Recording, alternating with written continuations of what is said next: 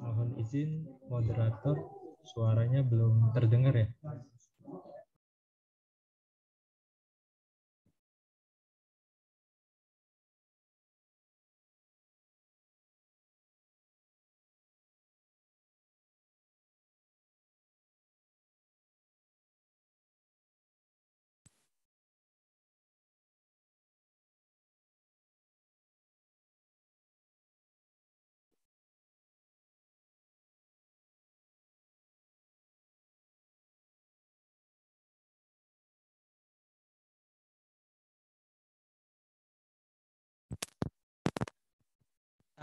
Di sesi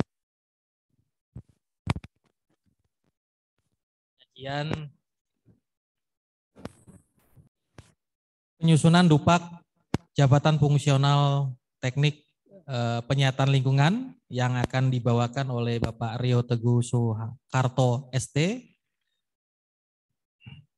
Beliau jabatan saat ini adalah teknik penyataan lingkungan ahli pertama di Subdirektorat Pengelolaan Jabatan Fungsional Bidang Permukiman dan Pengembangan Profesi, Direktorat Bina Teknik Permukiman dan Perumahan, Direktorat Jenderal Cipta Karya, Kementerian Pekerjaan Umum dan Perumahan Rakyat. Mungkin untuk menyingkat waktu, silakan Pak Rio Teguh Sukarto untuk menyampaikan bahan paparannya. Waktu kurang lebih 60 menit, Pak. Kalau bisa lebih cepat nanti kita akan lanjutkan dengan sesi tanya jawab dengan peserta Zoom meeting ini. Terima kasih. Silakan, Pak. Assalamualaikum warahmatullahi wabarakatuh. Yang saya hormati Kepala Dinas Pekerjaan Umum dan Penataan Ruang Kabupaten Garut beserta jajaran. Yang saya hormati perwakilan dari BKD Kabupaten Garut, perwakilan dari BPPW Jabar, serta seluruh undangan yang tidak dapat saya sebutkan satu persatu. Mohon izin share screen.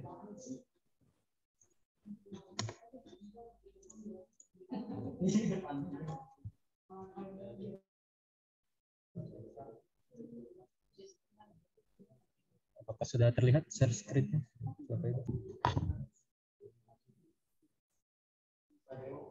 Saya akan menyampaikan terkait penyusunan dupak jabatan fungsional teknik penyihatan lingkungan. Sebelumnya perkenalkan, saya Rio Teguh Sukarto sebagai JF TPL ahli pertama dengan pendidikan saya di S1 Teknik Lingkungan. Riwayat saya di Kementerian PUPR, saya masuk dari tahun 2018 di Inspektorat Jenderal, lalu pindah ke Badan Penelitian dan Pengembangan, dan saat ini di Direktorat Bina Teknik Permukiman dan Perumahan, Direktorat Jenderal Cipta Karya. Berikut outline paparan yang akan saya sampaikan. Yang pertama adalah terkait dasar hukum jabatan fungsional TPL, lalu dilanjutkan dengan sekilas dupak TPL, lalu kegiatan JF TPL, dan terkait penyusunan dupak. Langsung saja ke paparan yang pertama. Jadi untuk ruang lingkup yang saya batasi di sini adalah terkait dengan penyusunan dupak, yang mana yang menjadi dasar hukum penyusunan dupak itu ada Kepmenkoas Bangpan nomor 66 tahun 99, lalu ada keputusan bersama Menteri Kim Praswil dan BKN, Kepala BKN tentang petunjuk pelaksanaannya, dan Kepmen Kim Praswil tentang petunjuk teknisnya. Nah, di sini saya batasi terkait dengan penyusunan dupak masih menggunakan peraturan yang lama seperti itu. Yang kita ketahui bersama bahwa Kepmenkoas Bangpan nomor 66 ini telah kita revisi dan sudah diundangkan tahun lalu, tepatnya Desember 2021, menjadi jabatan fungsional penata kelola penyihatan lingkungan yang ditetapkan dalam Permen-Pan 85 tahun 2021 dan jabatan fungsional penata laksana penyihatan lingkungan yang ditetapkan dalam Permen-Pan 86 tahun 2021, sebagaimana yang telah dijelaskan oleh Bapak Kasubdit di sesi pagi tadi, bahwa sebenarnya untuk peraturan ini kita juga masih perlu menyusun juklak-juklisnya untuk sepenuhnya diberlakukan. Seperti yang disampaikan juga tadi di awal oleh Pak Dwi Haryanto ya dari BPPB Jabar menyatakan bahwa sebenarnya dengan terbitnya peraturan ini mencabut peraturan Kemenkes Bangpan. Namun saya ambil contoh di penata kelola di pasal 8 di pasal terkait ketentuan peralihan itu kita masih bisa untuk menggunakan uraian jabatan di Kemenkes Bangpan nomor 66 tahun 99. Jadi untuk saat ini yang saya sampaikan adalah didasarkan pada mekanisme penyusunan dan pengelolaan jabatan fungsional dengan menggunakan peraturan yang sebelumnya seperti itu. Oke, sekilas tentang Dupak akan saya sampaikan. Jadi yang disampaikan sebagaimana yang disampaikan dengan Pak Mustafa di awal, bahwa Dupak adalah dokumen yang dibuat oleh seorang pejabat fungsional untuk ditetapkan angka kreditnya. Yang mana angka kredit ini adalah suatu angka yang diberikan berdasarkan penilaian atas prestasi kerja yang telah dicapai oleh pejabat fungsional dalam mengerjakan butir kegiatan yang digunakan sebagai salah satu syarat. Yang perlu ditekankan di sini adalah salah satu syarat untuk kenaikan jabatan dan kenaikan pangkat seperti itu. Berikut bagian dari formulir Dupak di jabatan fungsional TPL. Hampir sama dengan jabatan fungsional TBP yang disampaikan Pak Mustafa sebelumnya, tapi ada beberapa perbedaan di sini. Dari segi tampilan saja sebenarnya. Kita lihat dari atas ada 7 formulir. Masa penilaian ini diisi oleh Bapak Ibu yang Bapak Ibu klaim, kinerja yang Bapak Ibu ajukan untuk dinilai. Data perorangan diisi sebagaimana telah ada di poin-poin ini. Unsur, subunsur, dan butir kegiatan merupakan bidang kegiatan seorang jabatan fungsional yang diatur dalam peraturan menteri, dalam hal ini Kemenkes Bangpan nomor 66 tahun 1999. Satuan hasil ini merupakan bentuk output suatu kegiatan, bisa dalam laporan, dokumen, atau notulen, dan lain-lain. Angka kredit merupakan besaran angka dari sebuah butir atau sebutir kegiatan. Pelaksana ini merupakan jenjang JF yang berwenang melaksanakan kegiatan. Di sini perlu saya sampaikan untuk memperhatikan ketentuan pada pasal 8 dan pasal 9 Kemenkes Bangpan 66, di mana di situ diatur tentang siapa saja yang bisa mengklaim suatu butir kegiatan. Seperti contohnya, misalkan sekarang saya sebagai pejabat fungsional ahli pertama hanya bisa mengklaim kegiatan satu tingkat di atasnya, yang mana artinya saya hanya bisa mengklaim kegiatan di jenjang ahli pertama dan ahli muda. Namun tetap diperhatikan bahwa di pasal 9 dijelaskan bahwa ketika kita mengklaim kegiatan di atas jenjang kita, maka angka kreditnya dikalikan sebesar 80%. Jadi tidak full yang kita dapatkan. Lalu kita sebagai pejabat fungsional yang mengklaim angka kredit, kita harus mengisi angka kredit menurut unit pengusul ini.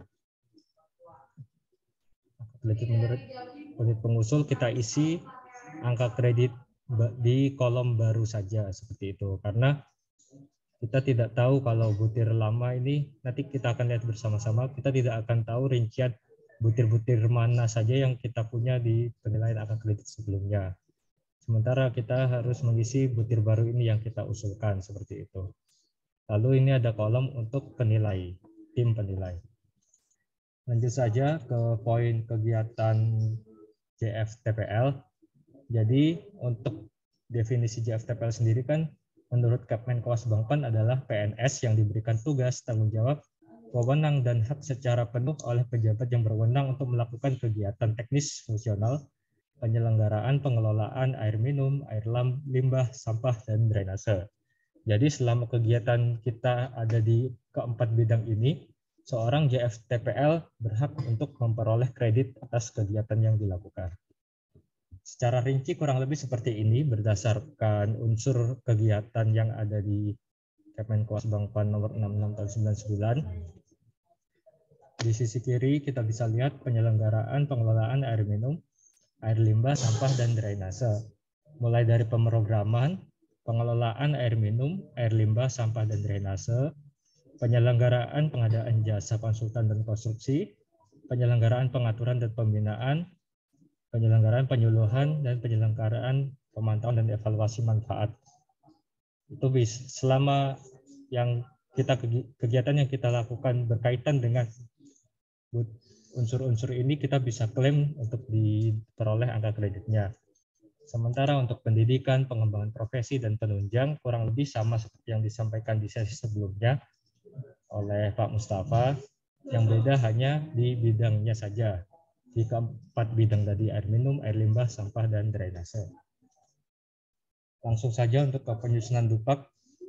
Di sini yang saya ingin sampaikan pertama-tama adalah dokumentasi itu sangat penting, Bapak Ibu sekalian. Jadi apapun kegiatan yang kita lakukan di unit kerja kita harus mengarsipkan secara rapih seperti itu ya.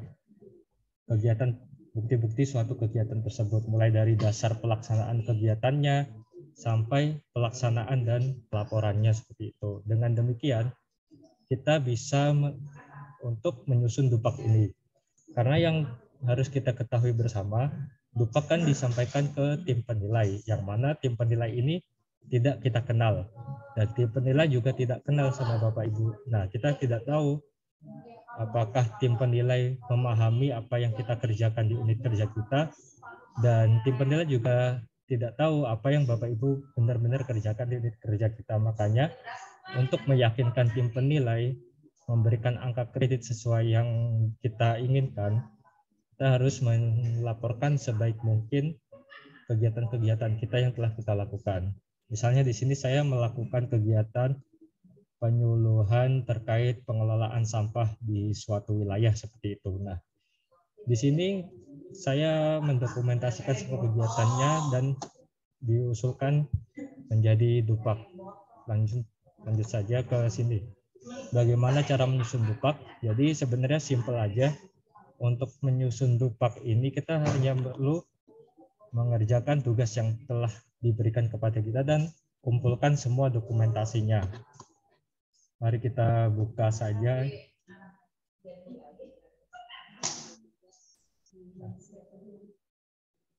Di sini saya akan mencontohkan salah satu saja untuk penyusunan dupak. Nah, yang pertama di sini kita tuliskan judulnya, saya sebagai jabatan fungsional TPL ahli pertama. Masa penilaian yang akan saya klaim di sini adalah dari Januari 2021 sampai dengan Desember 2021. Identitas saya isi sebagaimana mestinya. Lalu di sini yang saya sampaikan tadi, di sini ada unsur dan subunsur serta butir kegiatan. Nah, saya akan contohkan salah satu kegiatan yang saya lakukan, yang sedang saya lakukan saat ini. Seperti yang sedang saya lakukan saat ini, memberikan bimbingan teknis seperti itu. Kita lihat bimbingan teknis itu apa, masuk unsur apa, kita harus cari. Kalau ini menurut saya yang menjadi unsur dari pelaksanaan bimbingan teknis itu ada di unsur 8 ini. Penyelenggaraan, pengaturan, dan pembinaan bidang TPL. Nah, di sini saya akan mengklaim pelaksanaan bimbingan teknis. Nah, kita cari. Di sini di subunsur A, penyusunan peraturan. Di sini pembinaan peraturan dan pengawasan peraturan.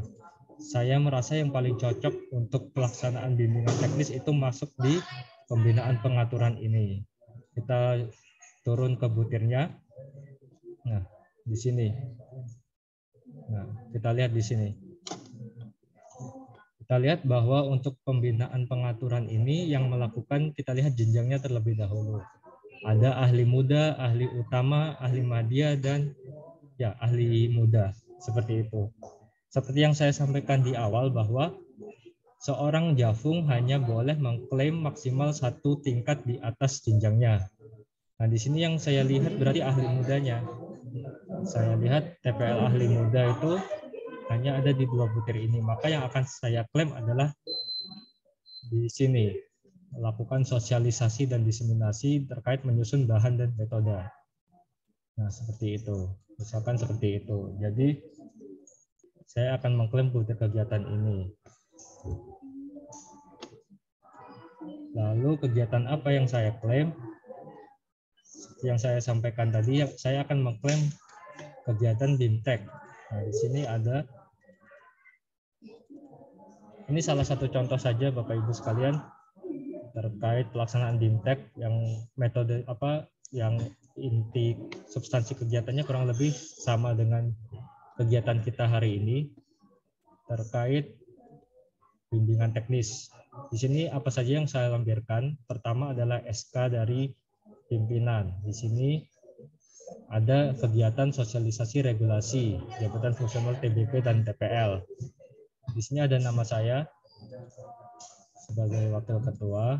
Lalu saya lampirkan juga dasar penugasannya. Di sini ada surat tugas dari atasan langsung. Ada nama saya di sini untuk menyusun laporan. Nah, ini bukti fisik selanjutnya yang kita sampaikan. Kalau kita lihat lagi form dupaknya kan outputnya berupa laporan. Maka yang saya susun adalah, yang saya sampaikan ke penilai adalah laporan. Ini laporan pelaksanaan kegiatannya. Kurang lebih akan seperti ini nantinya. Nah, sebenarnya laporan ini tidak perlu banyak-banyak. Saya di sini dan juga tidak ada format bakunya ya, disesuaikan saja dengan kondisi di unit kerja Bapak Ibu masing-masing. Seperti itu. Nah, untuk mendukung laporan ini kan kita harus coba memposisikan diri sebagai tim penilai ya. Kita tidak tahu apakah seorang Javung tersebut benar-benar melakukan kegiatan ini. Maka selain laporan ini, saya juga melampirkan file-file yang dibutuhkan untuk memperkuat bukti dukung saya. Di sini ada undangan, ada nama saya untuk sebagai narahubung atau pelaksananya. Ini ada undangannya, ada juga dokumentasinya.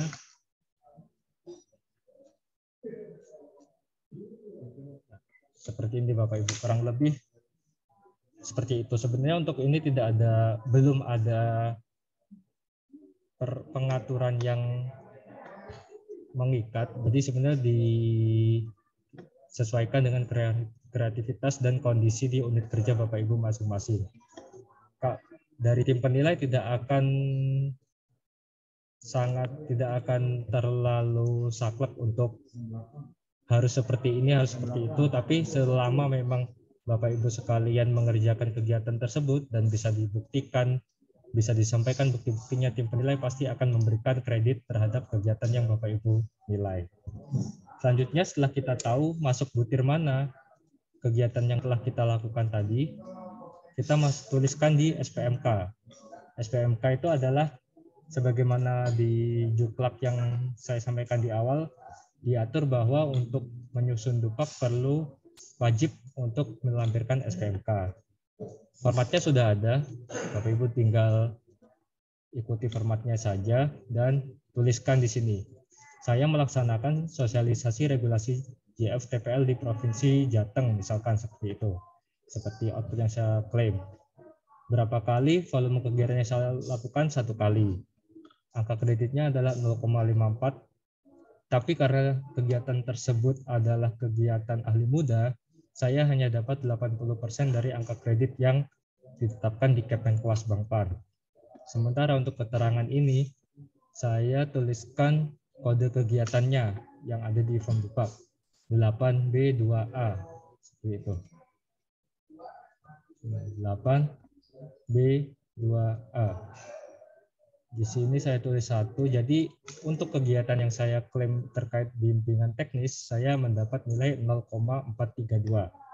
Saya tuliskan di sini di form dupak awalnya di kolom baru, ini kolom baru.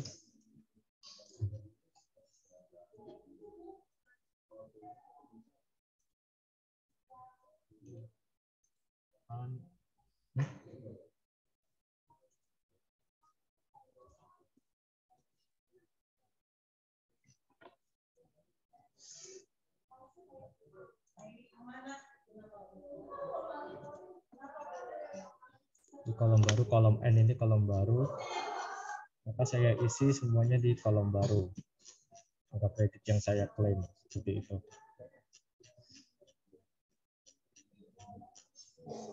Nah di sini, jadi saya klaim 0,432.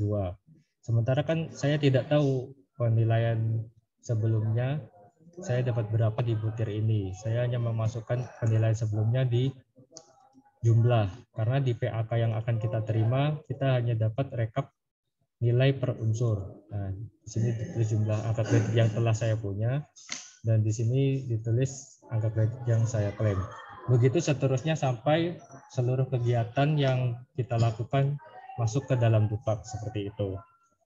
Kurang lebih sama mekanismenya dan hanya berbeda di masing-masing outputnya.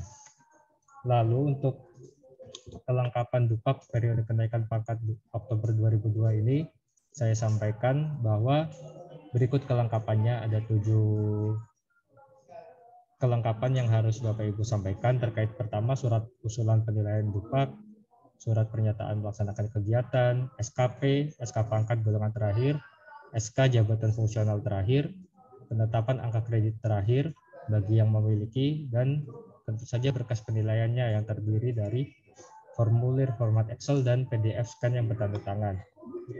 Ketika Bapak Ibu telah melengkapi kelengkapan administrasi ini, Bapak Ibu masuk ke link ini, bit.ly/ajukan Dupak. Di sini Bapak Ibu lihat bersama, dibaca di bagian awal bahwa untuk pengumpulan Dupak periode ini, Bapak Ibu mengisi melalui form ini. Di sini juga ada format-format yang saya maksudkan tadi, dari format surat usulan, SPMK, dan lain-lain, termasuk surat pemberitahuan pengajuan Dupaknya, bisa Bapak Ibu baca. Nah, di sini Bapak Ibu isikan formnya sebagaimana yang diminta. Nah, isikan semuanya sesuai isian yang Bapak Ibu sampaikan, termasuk tautan link Dupak yang akan Bapak Ibu sampaikan. Di sini kalau saya telah menyiapkannya di Drive, jangan lupa Bapak Ibu sesuaikan namanya berupa TPL/nama, TPL atau TBP/nama/unit kerja. Untuk mendapatkan linknya, Bapak Ibu tinggal copy aja, dapatkan link dan masukkan di formulir pengajuannya. Nah, segitu. Dengan demikian, Bapak Ibu telah menyampaikan Dupak kepada kami. Dibaca di sini bahwa jawaban Anda telah dicatat para periksa email Anda. Maka untuk memeriksanya, bisa cek di email Bapak Ibu sekalian. Nah, salah satunya dapat ini. Di sini Bapak Ibu apabila terjadi kesalahan pengisian, Bapak Ibu bisa mengedit jawaban yang telah disampaikan. Di sini misalkan saya ada kesalahan, di sini tempat tanggal lahir saya salah. Nah, Bapak Ibu tinggal edit jawaban saja dan tinggal di submit lagi, seperti itu.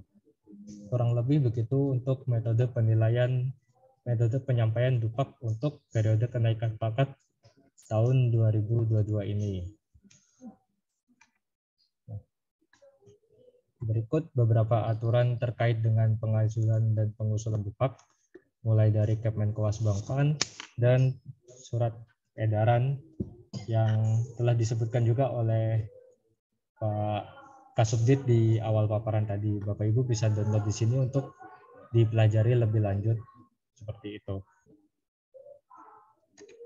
Selanjutnya, sekian paparan dari saya.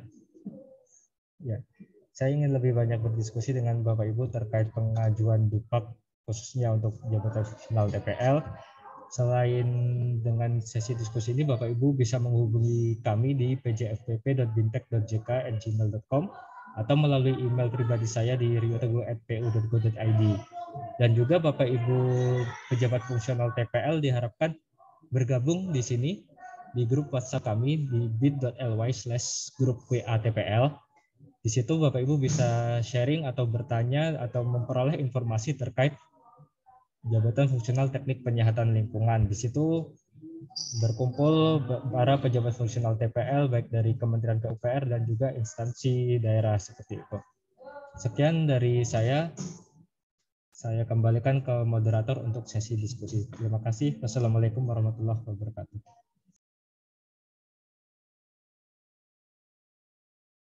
Terima kasih Pak Rio Teguh Soekarto ST yang telah menyampaikan bahan penyusunan Dupak jabatan fungsional teknik penyiapan lingkungan. Selanjutnya kita membuka sesi diskusi dari untuk kesempatan pertama kita sampaikan kepada para peserta yang ada di ruangan di Dinas Kominfo Kabupaten Garut. Kebetulan ini teman-teman dari Dinas Pekerjaan Umum dan Penataan Ruang, khususnya bidang bangunan dan bidang AMPL, air minum dan penyiapan lingkungan. Di tengah-tengah kita juga sudah hadir Bapak Evi Abdullah Balhaki Esos, Kabid Pengembangan Karir BKD Kabupaten Garut, yang nanti akan melanjutkan untuk sesi yang terakhir, yaitu keterkaitan SKP dengan penyusunan dan pengajuan DUPAK.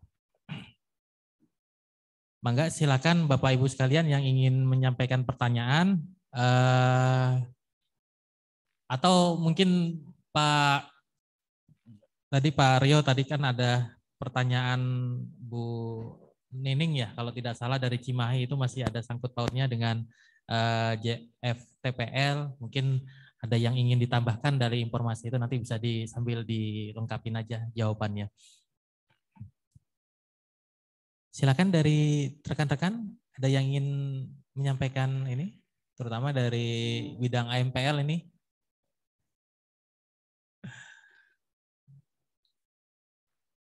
Oh ya. Oke, kalau gitu kita berikan kesempatan kepada para peserta Zoom meeting yang diikuti oleh dinas terkait ya. Di sini ada PUPR, ada Perkim, kemudian ada DKPP, mungkin di masing-masing daerah se-Jawa Barat ini berbeda-beda posisinya. Silakan untuk mengajukan pertanyaan atau raise hand dulu kalau yang ini nih. Ini belum ada yang raise hand, silakan langsung saja kali. Pak Rio, Assalamualaikum. Izin bertanya. Siapa yang ingin menyampaikan duluan? Boleh saya Pak, saya udah di-unmute. Oh ya, emang nggak Bu? Maaf saya lagi Pak. Begini Pak, kalau saya lihat di butir-butirnya itu kan ada banyak yang bisa dikerjakan. Saya kebetulan di air limbah Pak, TPL-nya sektornya air limbah. Kebetulan saya mengerjakan pekerjaan yang berbasis masyarakat Pak, sehingga kan lokasinya titik-titiknya banyak.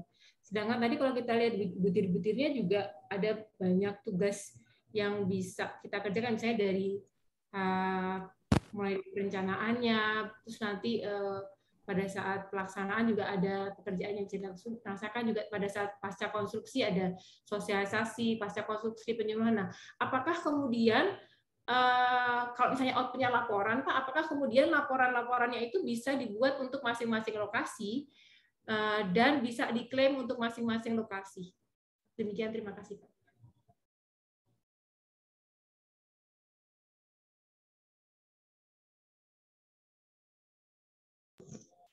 Langsung saya jawab. Terima kasih Bu Nining atas pertanyaannya.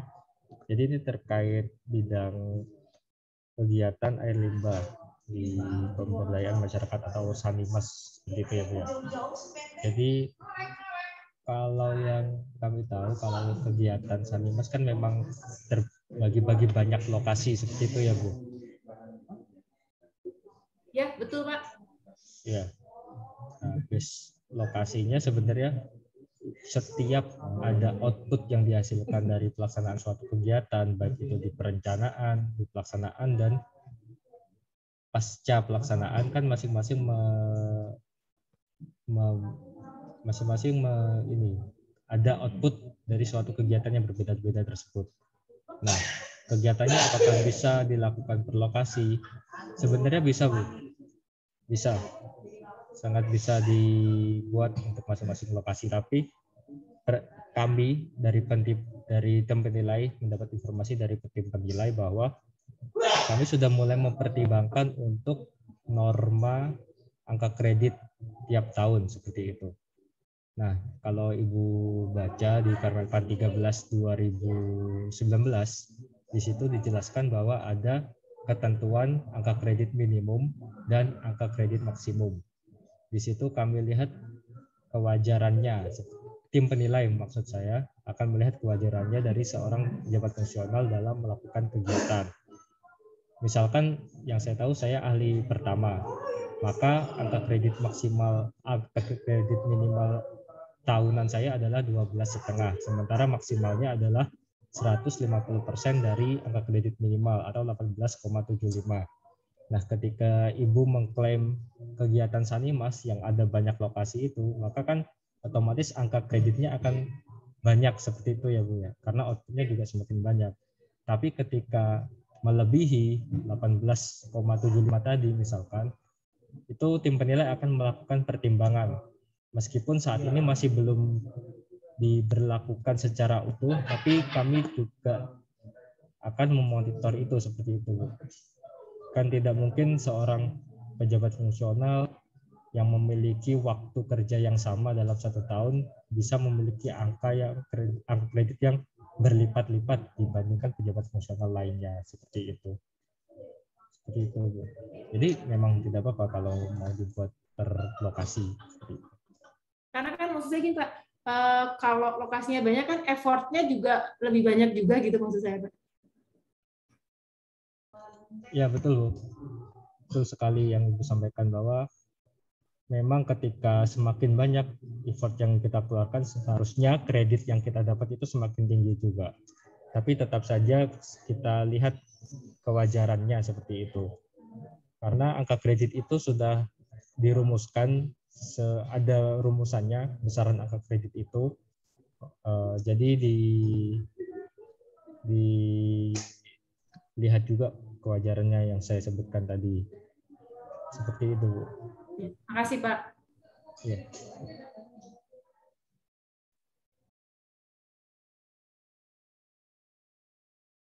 Ke peserta yang lain, kami mencoba untuk membacakan pertanyaan melalui chat dari Pak Tony Bagaswara, Dinas Disperkimtan Kota Bekasi. Izin bertanya Pak Rio, terkait penyusunan Dupak, saya CPNS 2019 dengan jabatan TPL, tetapi belum mendapatkan pengangkatan untuk jadi TPL karena belum jelasnya informasi Japung yang ada. Apakah saya sudah bisa atau harus menyusun Dupak TPL walaupun belum ada pengangkatan? Terima kasih. Ini dari Pak Tony Bagaswara, Bekasi. Terima kasih. Terima kasih moderator, terima kasih Pak Tony atas pertanyaannya. Jadi ini case-nya hampir sama dengan teman kita di awal sesi tadi yang menyampaikan bahwa belum diangkat jabatan fungsional, padahal CPNS formasi 2019 yang mana seharusnya 1 tahun setelah diangkat PNS harus sudah keluar jabatan fungsionalnya. Mungkin saya izin share screen di sini.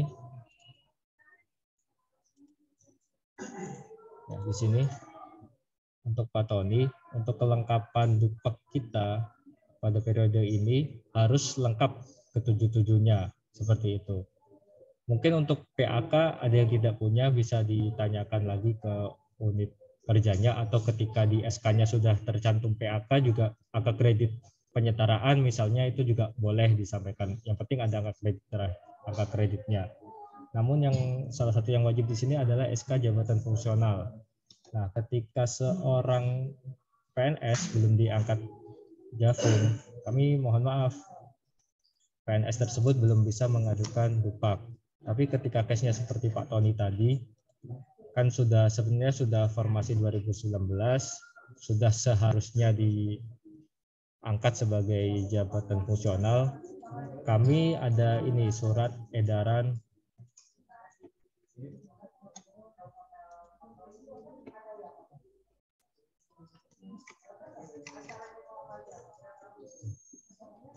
di sini Pak Tony, sebagaimana yang disampaikan Bu Dewi juga di chatroom di atas, sebenarnya pengaturan mekanisme pengangkatan pertama CPNS dalam JF itu sudah diatur oleh Kementerian Pan-RB, ditambah juga surat edaran ini dari Sekretaris Jenderal Kementerian PUPR.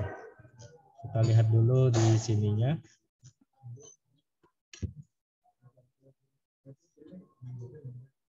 Nah, di sini dasar berpikirnya adalah Menteri Pan-RB sudah mengeluarkan surat nomor sekian perihal pengangkatan dalam jabatan fungsional melalui pengangkatan pertama setelah dijelaskan sebagai berikut. Sebagaimana yang disampaikan Pak Syukur di awal juga bahwa CPNS yang masuk melalui formasi jabatan fungsional tidak perlu mendapatkan rekomendasi dari instansi pembina dan juga tidak perlu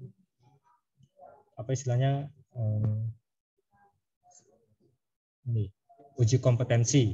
Nah, kita lihat di sini bahwa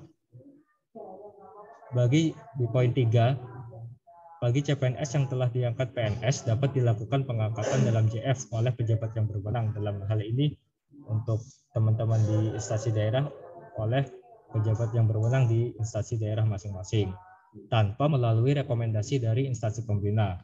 Nah, berapa besaran angka kredit yang teman-teman terima? Nah, di sini ada di poin B, ketika CPNS formasi masuk melalui jalur pendidikan D3, maka angka kreditnya sebesar sekian, S1 atau D4, angka kreditnya sebesar sekian, dan S2, angka kreditnya sebesar sekian. Nah, sebenarnya ini sudah diedarkan kami infokan sejak Oktober 2020 malah. Maka seharusnya yang Pak Tony tadi sampaikan kendala tersebut, Bapak bisa follow up lagi. Makasih Pak Rio. BKD-nya. Ini maaf koneksi saya lagi emang jelek, terus juga saya juga baru join. Nah, ini juga saya juga udah dapat untuk surat edaran ini Pak. Dan kami sudah push juga ke bagian kepegawaian dan juga ke BKN. Tapi sampai saat ini pun kami juga belum dapat kepastian bagaimana apakah kapan kami dapat mendapatkan jadi Japung atau gimana. Tapi saat ini dari CPNS teman-teman kami pun yang 2019 itu dari kami sendiri yang nge-push ke bagian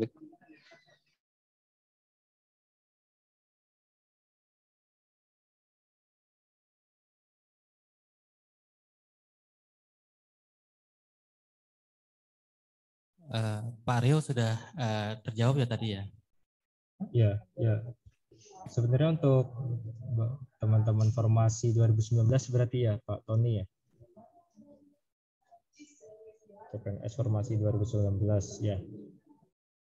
Nah itu ya ini saja ditanyakan terus saja ke BKD-nya atau bagian kepegawaiannya, karena memang nggak cepat gitu untuk ya mudah juga untuk mengeluarkan SK jabatan fungsional, terutama terkait perhitungan formasinya. Mungkin ada kendala di situ, kita tidak pernah tahu seperti apa di kondisi di sana. Jadi untuk saat ini Pak Tony masih belum bisa mengajukan DUPAK karena belum ada SK Javungnya. Tapi Pak Syukur mau ada tambahan? Sudah sempat ya itu aja sih sebenarnya ya. Kalau namanya udah dimasuk WNS udah formasi Japung ya udah berarti di sana udah mempunyai formasi Japung, karena memang udah diusulkan ke Menpan kan untuk berapa jumlah CPNS yang diterima dengan Japung TBP ataupun TPL di dinasnya misalnya seperti itu. Berarti Pemda udah bisa mengangkat Japung tersebut karena memang formasinya sudah diusulkan ke Menpan gitu. Jadi tidak usah tadi yang disampaikan Rio juga tadi, tidak usah uji potensi, tidak usah rekomendasi dari instansi pembina, langsung diasalkan saja dengan nilai PK yang tadi ditayangkan oleh Mas Rio tadi. Mungkin itu sepertinya Bapak. Tinggal dikomunikasikan aja antara dinas dengan BKD-nya gitu. Baik, makasih Pak Syukur, Pak Rio.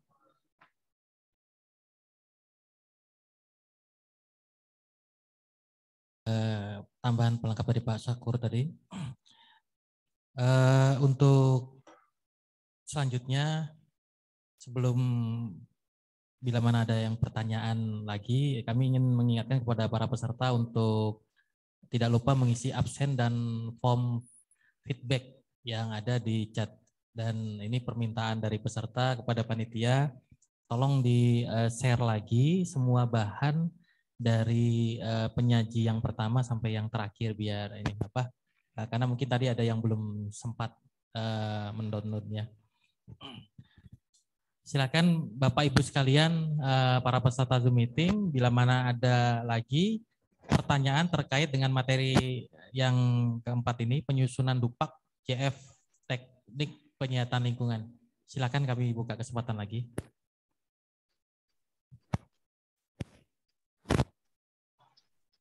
Mohon izin moderator.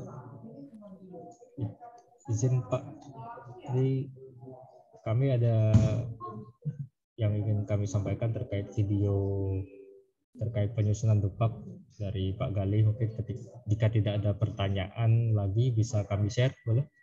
Enggak, silakan Pak. Silakan Pak Galih untuk disampaikan.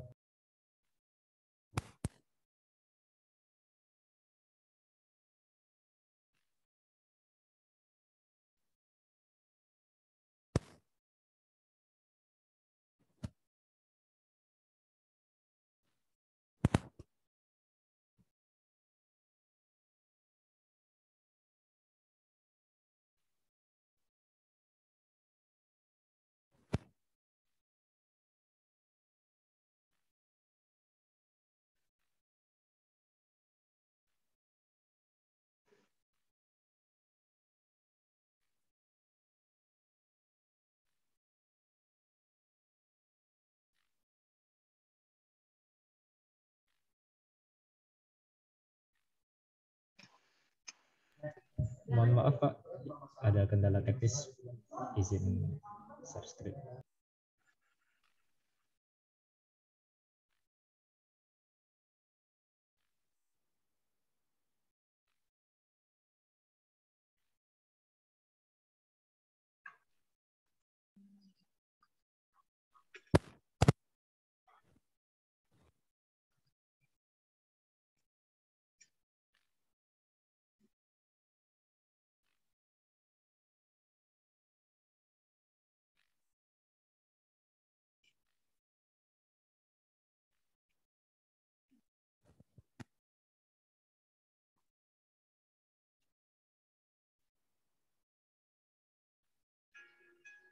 Anak suka membantah, menunda-nunda, dan berbohong.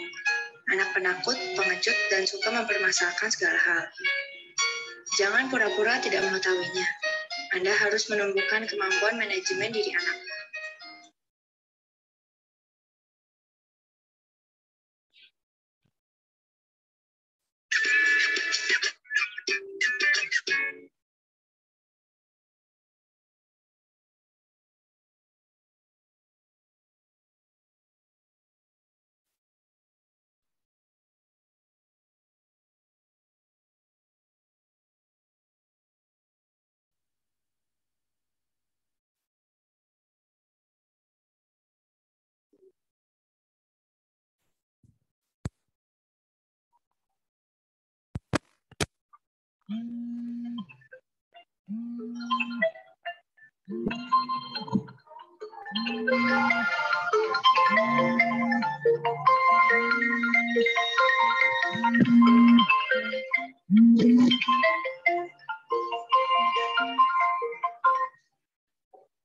Halo.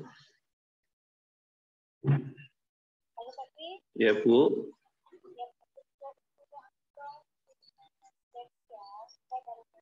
Oke, saya tadi mau masuk, nggak bisa, Bu. Ya, yuk.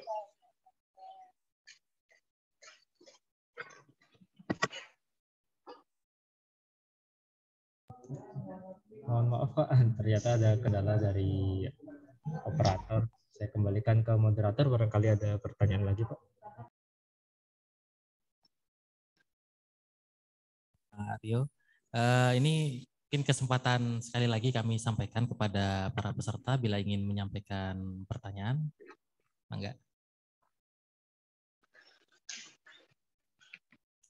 Bila tidak ada, mungkin Pak Aryo silakan untuk closing statement mungkin sebelum kita lanjut ke pembicara berikutnya.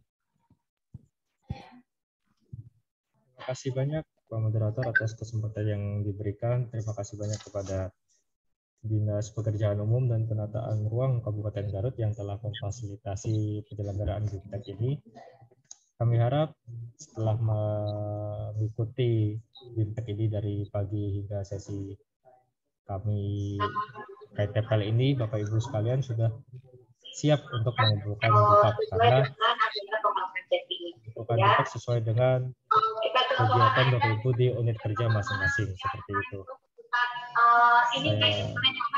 Sekian paparan dari saya. Terima kasih banyak. Sekali lagi saya ucapkan mohon maaf apabila ada kekurangan. Akhir kata, wassalamualaikum warahmatullahi wabarakatuh. Terima kasih Pak Rio Teguh Soekarto ST, JF TBL Ahli Muda dari Dirjen Cipta Karya PUPR Pusat. Selanjutnya kami mengingatkan para peserta agar menonaktifkan dulu voice-nya sebelum kita lanjut ke acara berikutnya.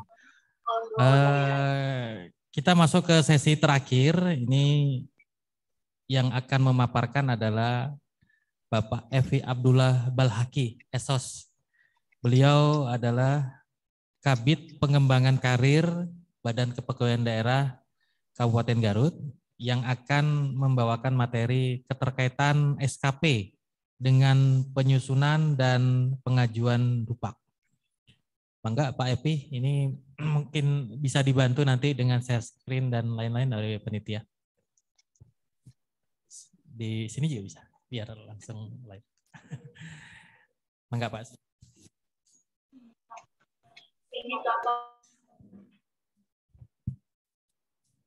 Terima kasih. Assalamualaikum warahmatullahi wabarakatuh.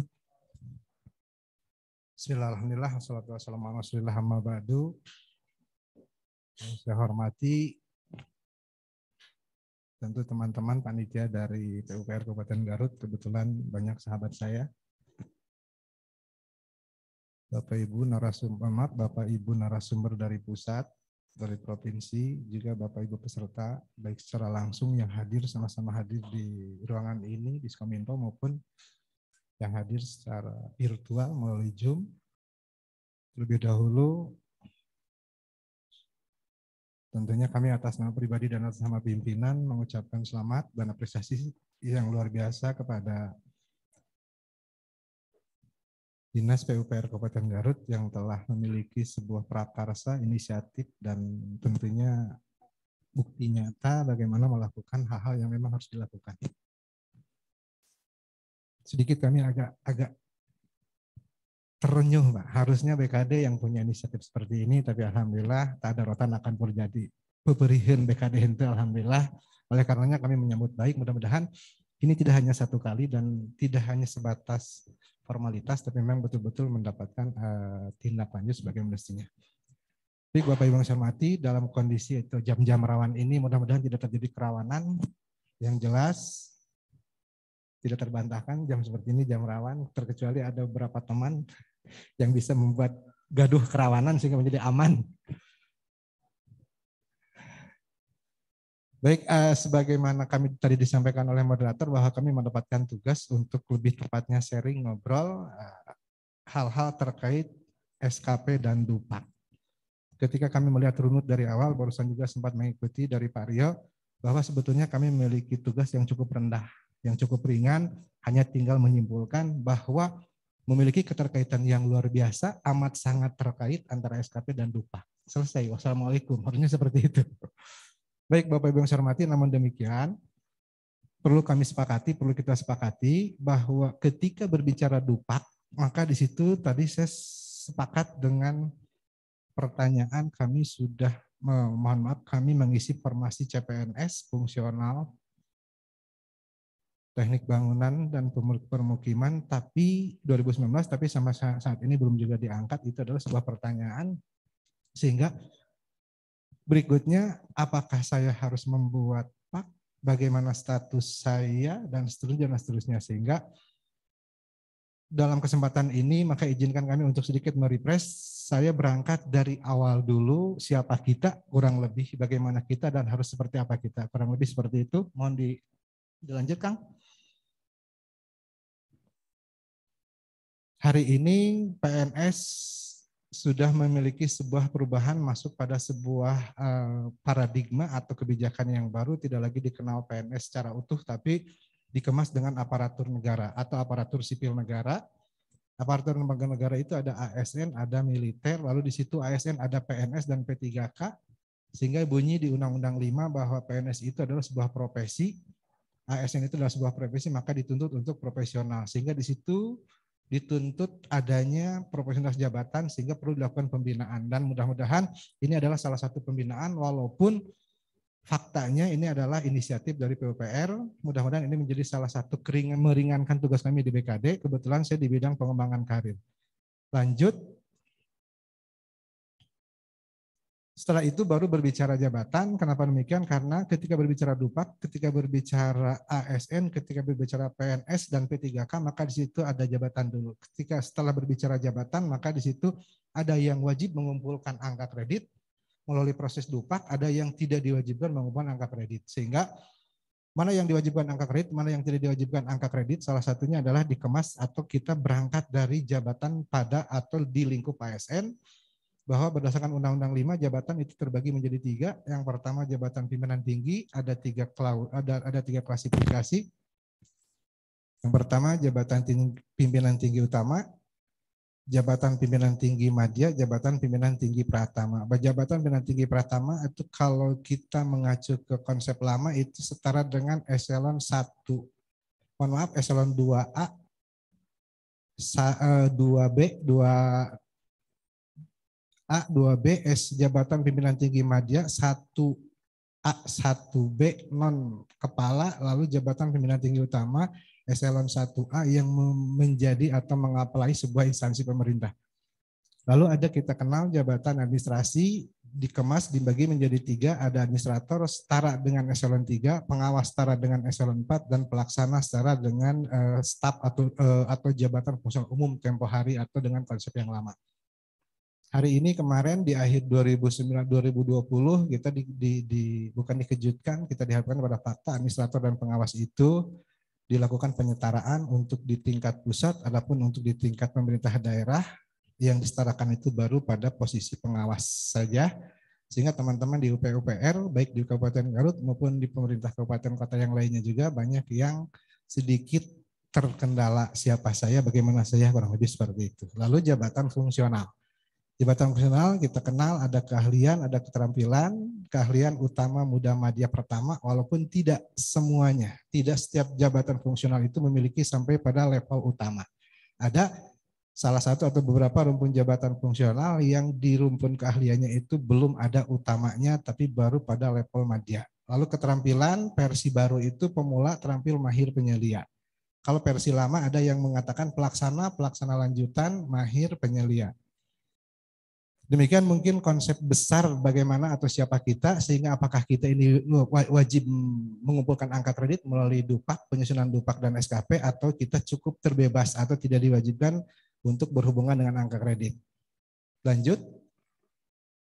Sehingga Bapak Ibu yang saya hormati, ketika berbicara secara utuh siapa JPT, bagaimana JF dan JA, maka pada akhirnya baik pimpinan tinggi maupun fungsional maupun jabatan administrasi itu satu kesatuan bagaimana melaksanakan tujuan, mencapai tujuan, melaksanakan tugas dan pekerjaan tentu dengan tanggung jawab dan kewenangan yang berbeda-beda, merupakan satu tim mewujudkan mencapai visi misi organisasi, pada akhirnya mencapai tujuan pembangunan nasional. Artinya dalam kesempatan ini siapapun kita, tidak ada bedanya sekecil apapun jabatan yang kita duduki, bahwa kita memiliki fungsi, kita memiliki peran bagaimana mewujudkan visi misi organisasi.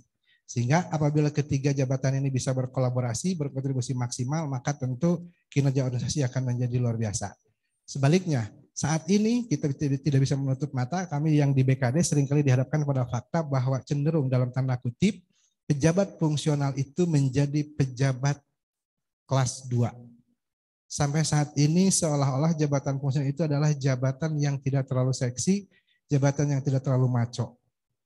Kenapa demikian? Kurang lebih sebelum kita lanjut, sebab ada ketika kami sudah melakukan beberapa, bukan penelitian lah, tapi lebih tepat ke bagaimana kita melaksanakan tugas pokok dan fungsi, sehingga kita sedikit berkesimpulan bahwa minimal ada 3 penyebab bagaimana atau kenapa jabatan fungsional itu cenderung dianggap jabatan yang tidak seksi, jabatan yang tidak wah dan tidak terlalu disukai atau diminati, karena ada 3 hal besar. Yang pertama, Kepala SKPD tidak memahami bagaimana menggunakan atau mengoptimalkan pejabat fungsional. Yang kedua, pengelola kepegawaian tidak melakukan tugas pokok dan fungsinya, melakukan pembinaan sebagaimana mestinya. Sehingga tidak sedikit, tidak jarang pejabat fungsional dalam tanda kutip yang dirugikan.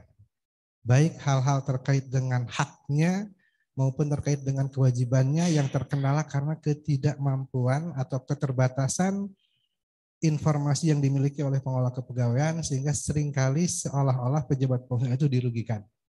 Yang ketiga, pejabat fungsionalnya sendiri tidak sadar akan dirinya. Sehingga lengkap sudah, pejabat yang bersangkutan tidak paham siapa dirinya, pengelola kepegawaian tidak maksimal melakukan pelayanannya, kepala SKPD atau jabatan pimpinan tinggi juga tidak tahu bagaimana memfungsikan, maka itu selesai. Sama sekali tidak ada ketertarikan bahwa jabatan fungsional itu adalah jabatan kunci, bahwa jabatan fungsional itu adalah key position. Kenapa demikian?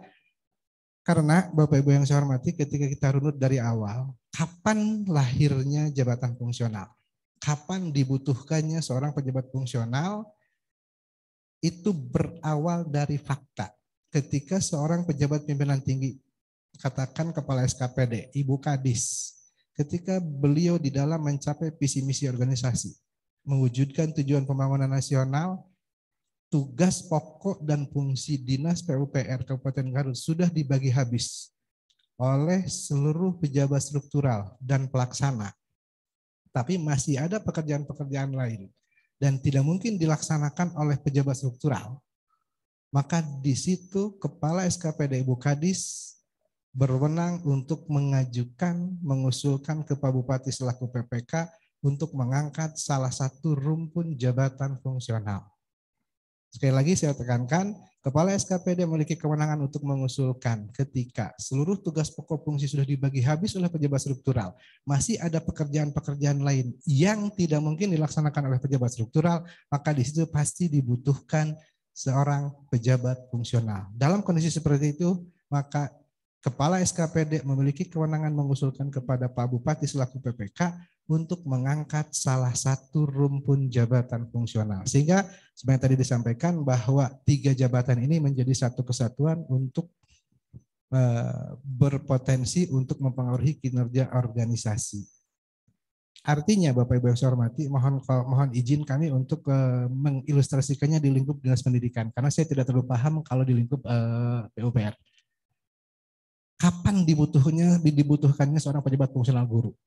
Ketika pada satu saat Kepala Dinas Pendidikan sadar bahwa seluruh tugas pokok dan fungsi sudah dibagi habis oleh pejabat struktural, masih ada tugas lain untuk memberikan proses belajar mengajar.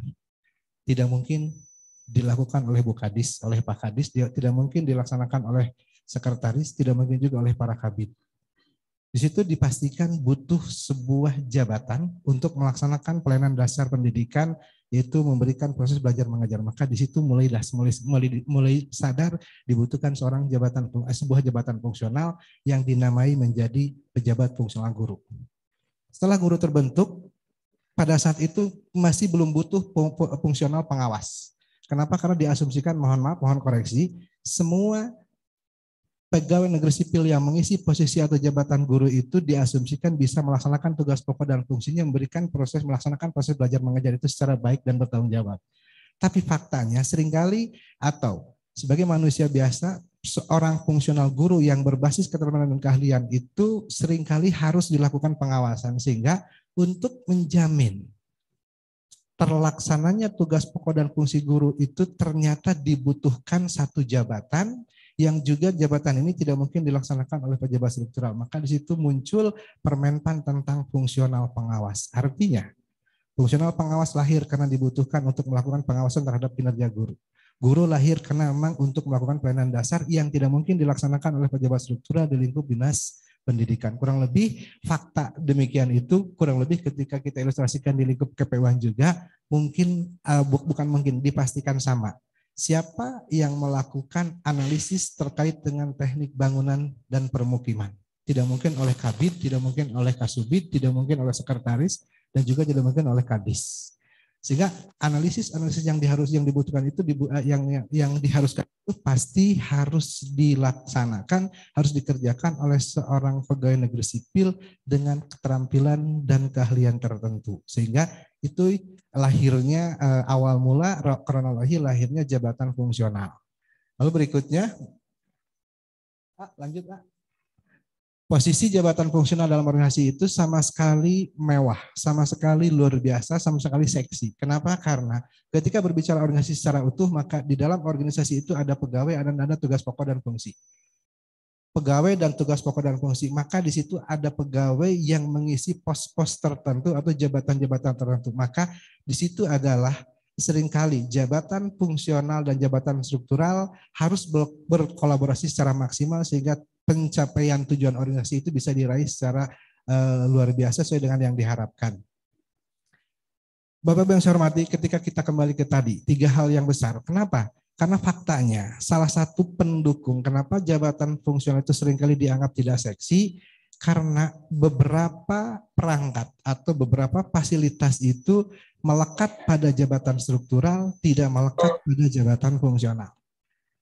Ketika kita menduduki jabatan struktural, maka di situ ada fasilitas kendaraan operasional, ada kewenangan mengelola anggaran, ada juga kewenangan mengelola bawahan. Sama sekali 3 hal itu tidak ada di lingkup jabatan fungsional. Sehingga kami seringkali mengilustrasikannya, kalau jabatan fungsional itu adalah rumah sendiri, kalau jabatan struktural itu apartemen. Apartemen dengan segala fasilitasnya. Kita butuh air hangat tinggal pijit, kita butuh tangga tinggal pijit, kita masuk ke lift, itu semua fasilitas yang bisa diperoleh oleh pejabat struktural, sementara tidak ada fasilitas seperti itu yang melekat di jabatan fungsional. Sehingga kami seringkali mengilustrasikannya, jabatan struktural itu adalah lebih ke apartemen, jabatan struktural, jabatan fungsional itu adalah rumah sendiri. Sehingga konsekuensinya, ketika seberapapun kemampuan yang kita miliki, sehebat apapun kualitas yang kita miliki, kalau apartemen yang kita duduki sudah tidak dipersilahkan lagi oleh sang pemilik, oleh PPK, maka kita tidak bisa duduk dan mempertahankan jabatan itu. Demikian sebaliknya, seburuk apapun katakan, kita sebagai pejabat fungsional selama tidak melanggar hukuman disiplin, selama belum memasuki batas usia pensiun, selama tidak mengundurkan diri, maka PPK sekalipun tidak bisa mengusir dari rumah kita sendiri, tidak bisa mengusir dari jabatan yang kita miliki. Sehingga Bapak Ibu yang saya hormati, ketika berbicara secara utuh bahwa jabatan fungsional itu adalah sejatinya jabatan yang penuh dengan keunggulan, jabatan yang seksi, jabatan yang bisa dikendalikan oleh kita. Hanya tadi karena 3 hal besar seringkali itu menjadi faktanya menjadi terbalik. Padahal Bapak Ibu yang saya hormati, apa jadinya kepala dinas? Apa fungsinya sekretaris ketika tidak ada proses pembelajaran? Mogok guru Kabupaten Garut, maka itu yang kalang kabut adalah pejabat struktural. Kenapa? Karena substansi pokok dinas pendidikan adalah pelayanan dasar pendidikan. Demikian pula substansi pokok dinas PUPR itu adalah terkait dengan hal-hal yang menyangkut sarana dan prasarana. Ketika pejabat fungsionalnya mogok, maka itu akan menjadi kalang kabut bagi pejabat struktural. Demikian mungkin sekilas. Lanjut. Mengapa jabatan fungsional? Pak Menteri mengatakan, sempat menyampaikan pejabat fungsional itu sebagai motor penggerak atau engine pembangunan infrastruktur. Ini Menteri loh yang bilang, Bapak Ibu yang saya hormati, bukan saya.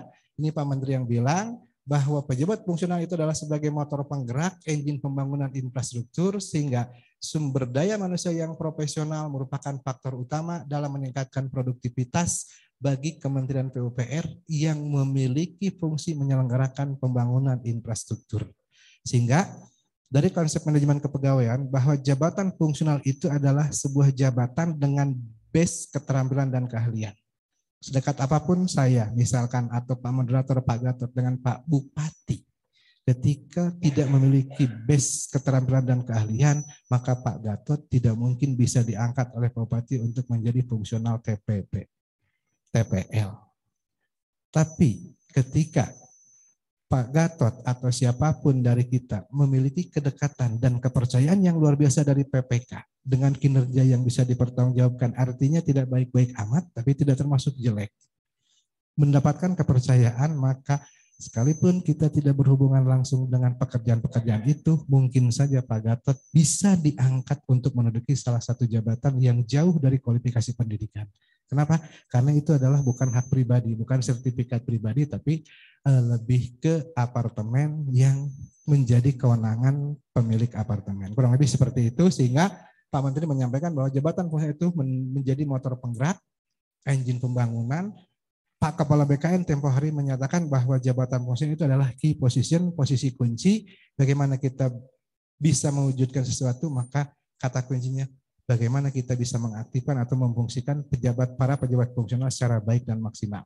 Sehingga Bapak Ibu yang saya hormati, Undang-Undang 5 2014 ASN, lalu ada PP 11 2017 manajemen PNS sudah dirubah sekarang, diperbaharui dengan PP 17, lalu di situ ada PP 48 tentang P3K, jabatan ASN tadi sudah dibahas, lalu lingkup, mohon koreksi kalau kami salah, lingkup Kementerian PUPR itu ada teknik pengairan, fungsional teknik pengairan, teknik jalan dan jembatan, teknik tata bangunan dan perumahan, teknik penyihatan lingkungan. Lalu ada lagi Permenpan 38 pembina jasa konstruksi, itu adalah rumpun jabatan fungsional yang mutlak harus ada di lingkungan Kementerian PUPR. Tentunya berjenjang sampai di level pemerintah kabupaten kota, tergantung substansi tugas pokok dan fungsi yang mungkin saja begitu lari atau begitu ada di kabupaten kota itu hanya ada 3, hanya ada 4, atau sama sekali hanya 2 saja. Itu dikaitkan dengan bagaimana tugas pokok dan fungsi dinas itu sendiri, sehingga itu akan melahirkan jabatan apa saja yang harus ada.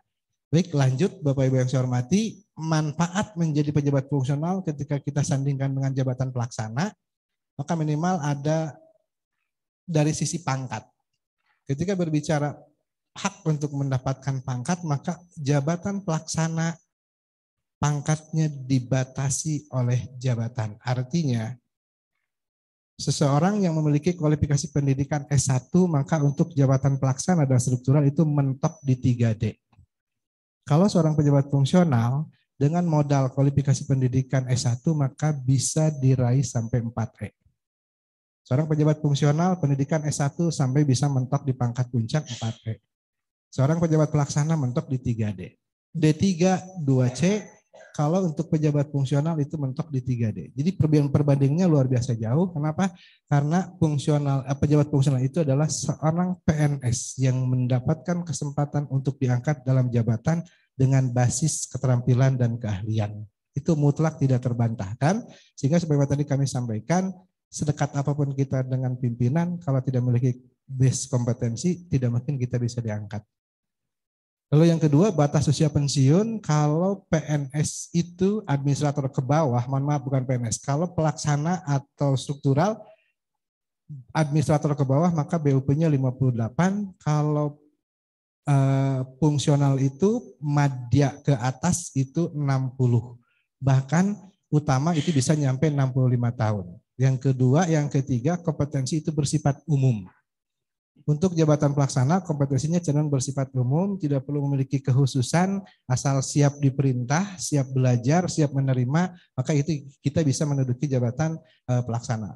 Beda atau lain cerita dengan jabatan fungsional, tidak mungkin kita bisa menduduki jabatan fungsional kecuali dengan kompetensi tertentu. Sehingga Bapak Ibu yang saya hormati, kalau boleh sedikit kita berceloteh, seringkali jabatan yang paling minim atau paling dasar di lingkup ASN itu adalah jabatan pelaksana.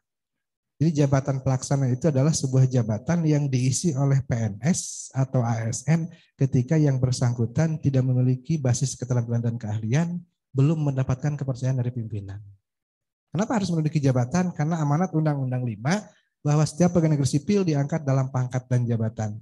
SMA diangkat dalam pangkat golongan 2A, D3 2C, S1 3A, S2 3B, S3 3C, itu awal pengangkatan. Ketika seorang pegawai negeri sipil diangkat dalam pangkat dan jabatan, maka jabatan yang diduduki itu pasti jabatan pelaksana. Kenapa? Karena yang bersangkutan belum mendapatkan kepercayaan untuk duduk pada jabatan struktural. Yang kedua, tidak didudukan dalam jabatan fungsional karena yang bersangkutan belum terlihat atau belum terasah kompetensi tertentunya berupa keterampilan atau keahlian. Lalu berikutnya, proporsionalitas kurang terjamin. Di lingkup jabatan pelaksana itu proporsionalitas kurang terjamin. Seringkali kami di BKD mendapatkan pertanyaan, nah Pak, kami sudah 3D 4 tahun, belum mendapatkan kepercayaan menduduki jabatan struktural, tapi teman saya baru 3C 1 tahun, tiba-tiba yang bersangkutan sudah mendapatkan kepercayaan, sudah mendapatkan kesempatan untuk menduduki. Dalam kesempatan ini kami cukup lugas untuk menyampaikan, tapi pada saat kita berhubungan dengan orang itu, kami cukup kerepotan. Mau dibilang jujur tidak enak, dibilang tidak jujur juga gimana? Artinya dalam kesempatan seperti ini, pertanyaan-pertanyaan demikian sebetulnya tidak perlu disampaikan ke kami. Kalau kata orang Garut mah tinggal ngaca diri, introspeksi diri. Kenapa saya dengan 3D 4 tahun sama sekali tidak mendapatkan kepercayaan dari pimpinan, sementara rekan kita yang baru 3C 1 tahun sudah mendapatkan kepercayaan. Artinya dipastikan kinerja mereka dia lebih baik dari saya. Kurang lebih seperti itu. Jadi apalagi dalam manajemen talenta kita tidak lagi terkungkung oleh senioritas. Lalu berikutnya Bapak Ibu yang saya hormati, kurang fokus karena bersifat umum. Sehingga ketika kita menduduki jabatan pelaksana itu tidak fokus karena pekerjaannya itu hampir bersifat umum, tidak fokus bagaimana layaknya pejabat fungsional. Lalu berikutnya kenaikan pangkat 4 tahun. Kalau untuk fungsional itu kenaikan pangkat bisa 2 tahun. Kenaikan jabatan 1 tahun, kenaikan pangkat 2 tahun itu untuk pejabat fungsional. Kalau untuk pejabat pelaksana, kenaikan pangkat itu 4 tahun dan maksimal di 3D. Kecuali yang bersangkutan memiliki S2, S3. Lalu subjektivitas dalam jabatan sangat tinggi. Tidak perlu bertanya kenapa pimpinan lebih menyukai orang lain dibanding kita, karena di situ subjektivitasnya tidak terjaga. Kenapa? Karena bersifat umum, sehingga tidak fokus di dalam pelaksanaan tugas pokok dan fungsi, beda atau sangat berlainan dengan jabatan fungsional. Lalu berikutnya, grade maksimal untuk jabatan pelaksana itu 7, S1, S2, S3 ketika yang bersangkutan menduduki rumpun jabatan pelaksana, maka sekalipun S2, S3, sekalipun S3, maka grade-nya itu mentok di grade 7. Akumulasi keahlian, pengalaman, dan keterampilan kurang terdokumentasi, beda dengan jabatan fungsional, jaminan peningkatan karir belum ada atau tidak pasti, adapun pejabat fungsional itu sangat memiliki kepastian jaminan karir. Kenapa? Karena walaupun katakan menurut orang si A, seorang pejabat fungsional itu tidak pernah ikut rapat, tidak pernah melaksanakan seseorang atau sebuah kegiatan yang terlihat secara umum, tapi ketika yang bersangkutan jelas mencapai target yang ditetapkan sesuai dengan SKP dan butir kegiatan, maka yang bersangkutan dipastikan minimal dalam 1 tahun bisa naik jabatan. Dari pertama ke muda, dari muda ke madya, dari madya ke utama. Itu minimal 1 tahun dalam jabatan terakhir, maka seorang pejabat fungsional bisa naik jabatan. Lanjut. Penempatannya Bapak Ibu yang saya hormati pada unit organik itu pejabat fungsional pertama dan pejabat fungsional rumpun keterampilan itu maka bisa menduduki kelas jabatan 5 sampai dengan 8. Untuk pejabat fungsional itu bisa menduduki kelas jabatan 5 sampai 8. Untuk fungsional ahli muda bisa menduduki kelas jabatan 9 sampai 10. Ketika struktural maka eselon 4 itu hanya mentok di kelas 9. Ini sebuah bukti fakta bahwa pejabat fungsional itu jauh lebih mendapatkan haknya dibanding dengan struktural karena eselon 4A itu mentok di grade 9, adapun fungsional ahli muda itu mentok bisa di grade 9 atau di grade 10. Sehingga Bapak Ibu yang saya hormati, ketika kemarin penyetaraan dilakukan secara besar-besaran, maka seluruh pejabat eselon 4 itu disetarakan dalam jabatan fungsional ahli muda. Grade jabatannya itu 9 atau bahkan ada yang 10. Lalu berikutnya eselon 3 itu di grade 12 sampai 13, kalau ahli madya itu sama setara, lalu untuk utama itu 13-14, kalau eselon 2 itu hanya ada sedikit 15. Kenapa ada beda? Di sini timbul pertanyaan, kenapa eselon 2 itu lebih tinggi? Karena nilai yang mendokrak sehingga kelas jabatan eselon 2 itu lebih tinggi sampai bisa mencapai jabatan grade 15.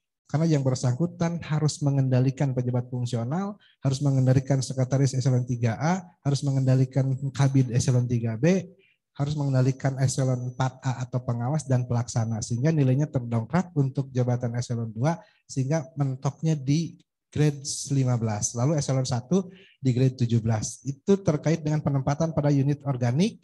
Ini ketika kita runut, ketika kita simpulkan bahwa kondisinya seorang pejabat fungsional itu mendapatkan kesempatan lebih dibandingkan jabatan lainnya.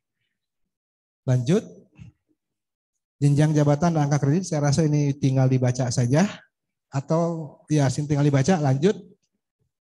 Konsep pengelolaan jabatan fungsional dari mulai perencanaan, pengorganisasian, pengangkatan dan pemberhentian, kepakaran dan penguatan peran, pengembangan profesi, pemantauan, evaluasi dan pelaporan. Itu adalah konsep pengelolaan, sehingga berdasarkan atau dalam rangka pengelolaan jabatan maksud itu adalah ada tunjangan jabatan, hak seorang pejabat fungsional, maka kewajibannya memenuhi standar kompetensi. Sekedar informasi bagi teman-teman yang kemarin diangkat dalam jabatan fungsional mulai penyetaraan. Apabila kualifikasi pendidikannya belum memenuhi, maka diberikan waktu sampai 4 tahun untuk penyesuaian kualifikasi pendidikan. Itu dalam rangka pemenuhan standar, termasuk mengikuti diklat.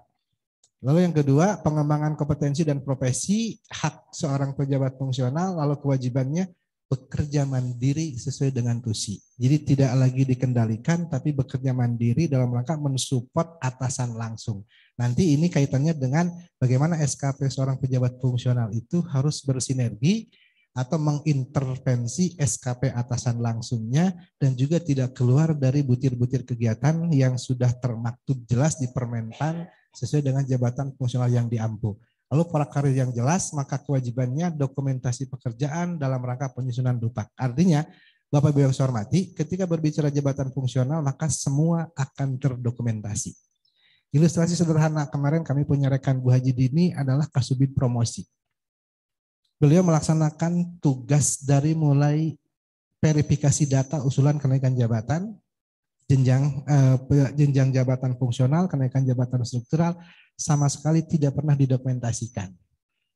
Pekerjaan akhir dari Bu Haji Dini sebagai Kasubid Promosi ASN itu adalah SK pengangkatan dalam jabatan baik struktural maupun fungsional. Dengan kondisi hari ini, Bu Haji Dini sebagai subkoordinator tugas tambahan dengan jabatan fungsional analis kepegawaian muda, maka pekerjaannya kurang lebih sama. Hanya ada bedanya pada saat kemarin tidak pernah terdokumentasikan, tapi hari ini Bu Haji Dini dari mulai usulan itu diverifikasi satu persatu, dibuatkan bukti hasil verifikasinya. Setelah itu maka dibuatkan klasifikasi pengelompokan mana eselon 2, mana eselon 3, mana eselon 4, mana fungsional pertama ke muda, mana muda ke madya, mana madya ke utama. Itu semua terdokumentasi dengan satuan hasil sebagaimana yang dibunyikan di Permenpan. Lalu setelah itu membuat atau menyusun draft SK pengangkatan. Outputnya itu sudah jelas satuannya seperti apa. Terakhir penyampaian SK dan itu sangat jelas terdokumentasi. Pekerjaannya sama dengan kemarin, hanya hari ini lebih terdokumentasi. Lebih jelas ketika melakukan apa, mana buktinya, ketika tidak melakukan apa tentu tidak bisa membuktikan.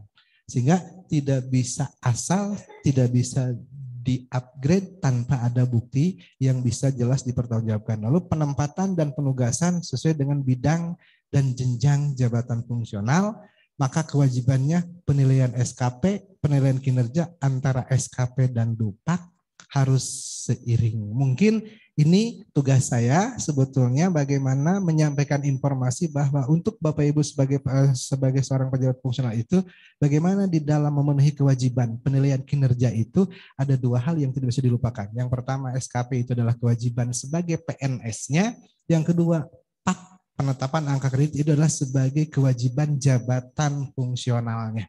Sehingga tidak perlu lagi bertanya, kenapa kalau Pak Kabid tidak perlu Pak, kalau saya harus Pak? Karena kita, Bapak Ibu adalah pejabat fungsional, sementara Pak Kabid itu adalah pejabat struktural yang sama sekali tidak dibutuhkan Pak. Tapi Bapak Ibu yang saya hormati, ketika besok lusa Pak Kabid tidak lagi diberikan hak dan fasilitas untuk menduduki atau mendiami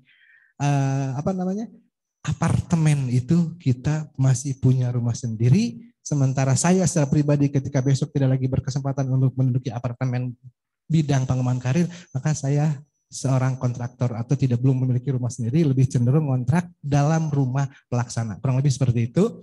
Sehingga Bapak Ibu yang saya hormati, pengembangan profesi lebih jelas, kepakaran dan penguatan perannya juga lebih terarah, pemantauan evaluasi dan pelaporannya pun lebih terjamin karena seorang pejabat fungsional itu diawasi, dipantau, dibina, dan dijamin oleh instansi pembina.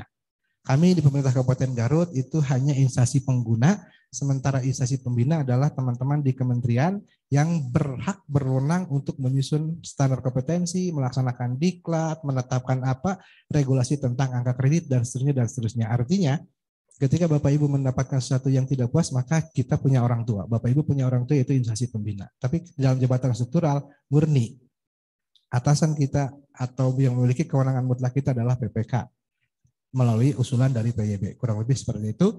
Baik Bapak Ibu yang saya hormati, kita lanjut. Berbicara SKP, maka sedikit ada SKP berbasis kerja dan SKP berbasis kinerja. PP 46, Undang-Undang 4399, maka SKP-nya K-nya itu adalah kerja, Undang-Undang 5, maka K-nya itu adalah kinerja. Sehingga mau baik SKP PP 46 maupun SKP PP 30 sama-sama bahwa prestasi itu diukur berdasarkan capaian kerja. Adapun kalau SKP PP 30 berdasarkan capaian kinerja. Ini bisa dilanjut, mudah untuk dibaca saya rasa. Nah, baik Bapak Ibu saya hormati, penilaian berdasarkan PP 30 karena mohon maaf PP 46 sudah dicabut, maka minimal perencanaan kinerja, pelaksanaan pemantauan juga ini mudah untuk dibaca dan kita tidak berbicara untuk penyusunan SKP hari ini karena waktu yang cukup mepet. Lanjut. Nah, ini yang saya maksud, bahwa penyusunan SKP pejabat fungsional itu didasarkan pada SKP atasan langsung dan organisasi atau unit kerja. SKP Bapak Ibu teman-teman pejabat fungsional itu didasarkan pada SKP atasan langsung dan unit kerja atau organisasi dengan memperhatikan yang pertama rencana kinerja tahunan, perjanjian kinerja, organisasi dan tata kerja, uraian jabatan. Pertanyaannya, ketika Bapak Ibu sebagai seorang pejabat fungsional pertama, teknik bangunan dan pemilikan pertama, katakan pertanyaannya siapa atasan langsung saya?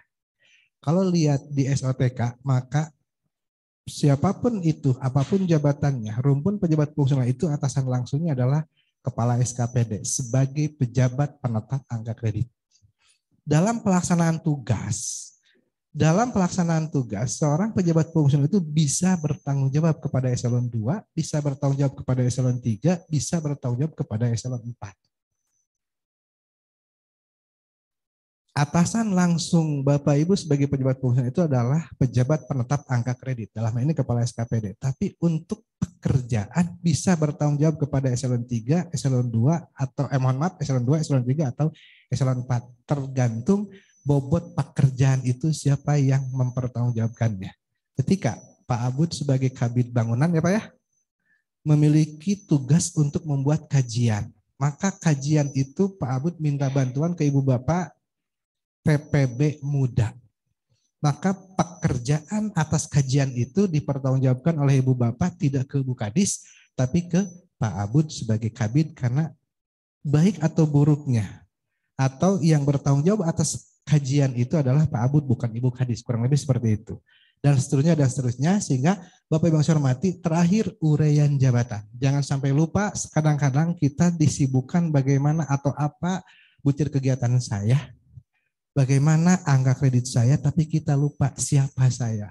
Jangan sampai lupa apa tugas atau uraian jabatan kita. Sehingga ketika teman-teman yang penyetaraan kemarin disetarakan dalam jabatan fungsional apa, maka pahami minimal 4 aturan. Yang pertama, sebetulnya bukan hanya teman-teman yang disetarakan, seluruh atau setiap pejabat fungsional untuk dapat mampu mengenali dirinya sendiri minimal harus mengetahui 4 aturan di luar kepala. Yang pertama Permenpan tentang jabatan fungsional itu. Yang kedua peraturan instansi pembina tentang juklak juknis jabatan fungsional. Yang ketiga peraturan bersama antara instansi pembina dan peraturan kepala BKN tentang hak-hak kepegawaian. Yang terakhir peraturan presiden tentang tunjangan, besaran tunjangan. Ketika Bapak Ibu pejabat fungsional memahami 4 aturan itu, dipastikan tidak akan dalam tanda kutip dibodohi, dikibuli oleh saya sebagai kabid bangkrit misalkan, mau dibohongan. Bukan berarti selama ini kami suka membohong, suka mengelabui, tapi artinya Bapak Ibu bisa dengan gamblang, Pak, saya ini bisa naik jabatan hari ini. Kenapa? Karena tahun kemarin saya di pertama, sekarang saya bisa di muda. Kok kenapa? Kurang lebih kasus pertanyaan tadi Pak Rio kalau nggak salah tidak lagi timbul, tapi tinggal datang ke BKD, Pak saya ini CPNS, saya diangkat dengan formasi fungsional, apa yang saya pahami bahwa itu tidak butuh uji kom karena pada saat SKB itu sama dengan ujikom, sehingga untuk pengangkatan pertama dibebaskan dari ujikom, maka tidak ada kata untuk Bapak tidak mengangkat. Kenapa? Karena saya ini hampir memasuki 1 tahun. Sementara ketika dilihat di PP di undang-undang bahwa seorang pejabat seorang PNS yang mengisi formasi pengusahaan itu maksimal 1 tahun harus sudah diangkat. Artinya tidak perlu dipertanyakan tapi langsung kita datang. Sehingga itu lebih nendang, lebih tepat. Kenapa? Karena kita paham, kita tahu siapa diri kita, apa hak kita, apa kewajiban kita. Kurang lebih seperti itu. Sehingga lanjut, seorang pejabat pengusaha itu di dalam menyusun SKP agar memperhatikan butir-butir kegiatan untuk jabatan fungsional, sehingga ketika SKP yang Ibu Bapak susun sudah sesuai dengan SKP atasan langsung atau didasarkan pada organisasi dan unit kerjanya, juga memperhatikan butir-butir kegiatan jabatan fungsionalnya, maka dapat disetujui oleh atasan langsung, dan apabila dibutuhkan lebih juga atau diberikan juga kesempatan untuk tim penilai memberikan pertimbangan. Ini sedikit bedanya. Ketika SKP versi PP 46 sama sekali tim penilai tidak dilibatkan. SKP mutlak menjadi kewenangannya atasan langsung. Tapi dengan PP 30 untuk SKP pejabat fungsional itu, maka pertimbangan tim penilai itu bisa menjadi salah satu masukan bagi seorang atasan langsung memberikan persetujuan atas SKP pejabat fungsional. Artinya, butir-butir kegiatan itu akan terjaga. Butir-butir kegiatan itu tidak akan liar, butir-butir kegiatan itu akan langsung menjadi satu kesatuan sehingga tidak lagi dihadapkan pada STS sibuk tapi tidak serius, STM sibuk tapi tidak menentu. Kurang lebih seperti itu. Lanjut, ada 2 bisa dibaca, ini tidak terlalu penting. Ini juga. Lanjut. Nah, kurang lebih mohon izin kami mencontohkannya karena saya tidak berani untuk mencontohkan di lingkup PUPR karena saya tidak terlalu memahami. Yang saya sampaikan contoh di sini adalah terkait dengan yang agak sedikit mirip-mirip di lingkup kepegawaian. Ini untuk fungsional perencana, di situ ada kegiatannya itu kajian pengembangan kebijakan dan program. Ini untuk keterkaitan peran tugas dan butir kegiatan. Sehingga mohon maaf Bapak Ibu yang saya hormati, di dalam menyusun SKP Ibu Bapak, yang pertama itu inventarisir dulu seluruh butir kegiatan yang menjadi kewenangan Ibu Bapak. Posisinya di pertama, di muda atau di madya, inventarisir seluruh butir kegiatan dari A sampai Z katakan. Setelah terinventarisir, mana dari butir kegiatan itu yang ada pekerjaannya pada tahun anggaran 2022. Inventarisir dari misalkan dari 45 butir kegiatan yang bisa dilaksanakan tahun ini di Dinas PUPR Kabupaten Garut itu hanya 20, maka yang dimasukkan itu 20. Yang 25-nya diabaikan saja. Kenapa? Karena kalau dimasukkan di dalam SKP itu dipastikan tidak akan tercapai. Dari 20 itu ketika kita dan teman-teman kita itu ada lebih dari 1 orang pejabat fungsional, maka mana yang dari 20 butir kegiatan yang ada dan bisa dikerjakan tahun ini di Dinas PUPR Kabupaten Garut itu, mana yang langsung menjadi kewenangan bidang di mana kita berada kalau kita penempatannya di bidang. Kalau kita penempatannya di bidang, dari 20 itu mana pekerjaan yang ada di bidang di mana kita ditugaskan. Kecuali kalau kita ditugaskannya langsung di bawah Ibu Kadis itu tidak masalah. Kalau kita ditugaskannya di bidang, mana pekerjaan butir kegiatan dari 20 itu yang ada dan menjadi kewenangannya bidang di mana kita ditugaskan. Nah, katakan dari 20 itu ada 15, maka 15 itu adalah butir kegiatan yang nanti Ibu Bapak masukkan menjadi SKP-nya Ibu Bapak untuk tahun 2022. Kurang lebih seperti itu. Ketika polanya sudah seperti itu, maka tidak akan bersinggungan, tidak ada lagi dikenal pacorok kokot atau saling berebut angka kredit. Kurang lebih seperti itu. Untuk gambaran sementara, maka inventarisir kegiatan lalu nanti unsurnya apa, lihat di Permenpan, subunsurnya apa, urian kegiatannya apa, angka kreditnya berapa, sehingga ini menjadi jelas. Kurang lebih seperti itu. Lanjut. Nah, ini untuk persyaratan. Mungkin saja Bapak Ibu yang saya hormati, fakta hari ini seringkali kami mendapatkan pertanyaan ketika Ibu Bapak diangkat tiba-tiba. Karena penyetaraan di jabatan itu, di bidang itu banyak sekali pekerjaan-pekerjaan yang tidak berhubungan langsung dengan butir kegiatan yang Ibu Bapak, jabatan fungsional yang Ibu Bapak ampu. Maka mungkin saja mencari atau mengumpulkan angka kreditnya itu di luar bidang atau mungkin saja di luar dinas. Dan di PP 30 ketika seorang pejabat fungsional kekurangan angka kredit, maka itu menjadi salah satu alasan kami di bidang pengembangan karir untuk memindahkan ibu bapak ke tempat lain yang lebih tepat. Kurang lebih seperti itu. Timbul pertanyaan, Pak, ada abdi mah betah, abdi mah basically-nya di PUPR. Berarti bukan jabatannya, bukan unit kerja yang dipindahkan. Kami sudah menerima surat dari Menpan. Apabila ada fungsional yang disetarakan tidak sesuai, maka diusulkan kembali untuk menduduki jabatan fungsional yang sesuai dengan kualifikasi dan kompetensi. Artinya tidak sama sekali tidak dirugikan. Sudah sesuai dengan antara kualifikasi kompetensi dengan jabatan fungsional hasil penyetaraan, maka tetap tempat yang dipindah. Kalau memang tidak sesuai, maka tempat tetap jabatan yang disesuaikan, kurang lebih seperti itu. Sehingga ini adalah persyaratan ketika ibu bapak diperintah atau mendapatkan tugas sebagai ketua tim atau koordinator. Tinggal baca, lanjut. Ini SKP-nya, ini salah satu contoh SKP jabatan fungsional madya sebagai ketua tim. Lalu pertama ini lampirannya berikutnya. Nah, kurang lebih seperti ini, butir kegiatan, rekomendasi kebijakan manajemen talenta, maka butir kegiatannya menyusun rekomendasi kebijakan strategis, outputnya seperti apa, angka kreditnya apa, berapa.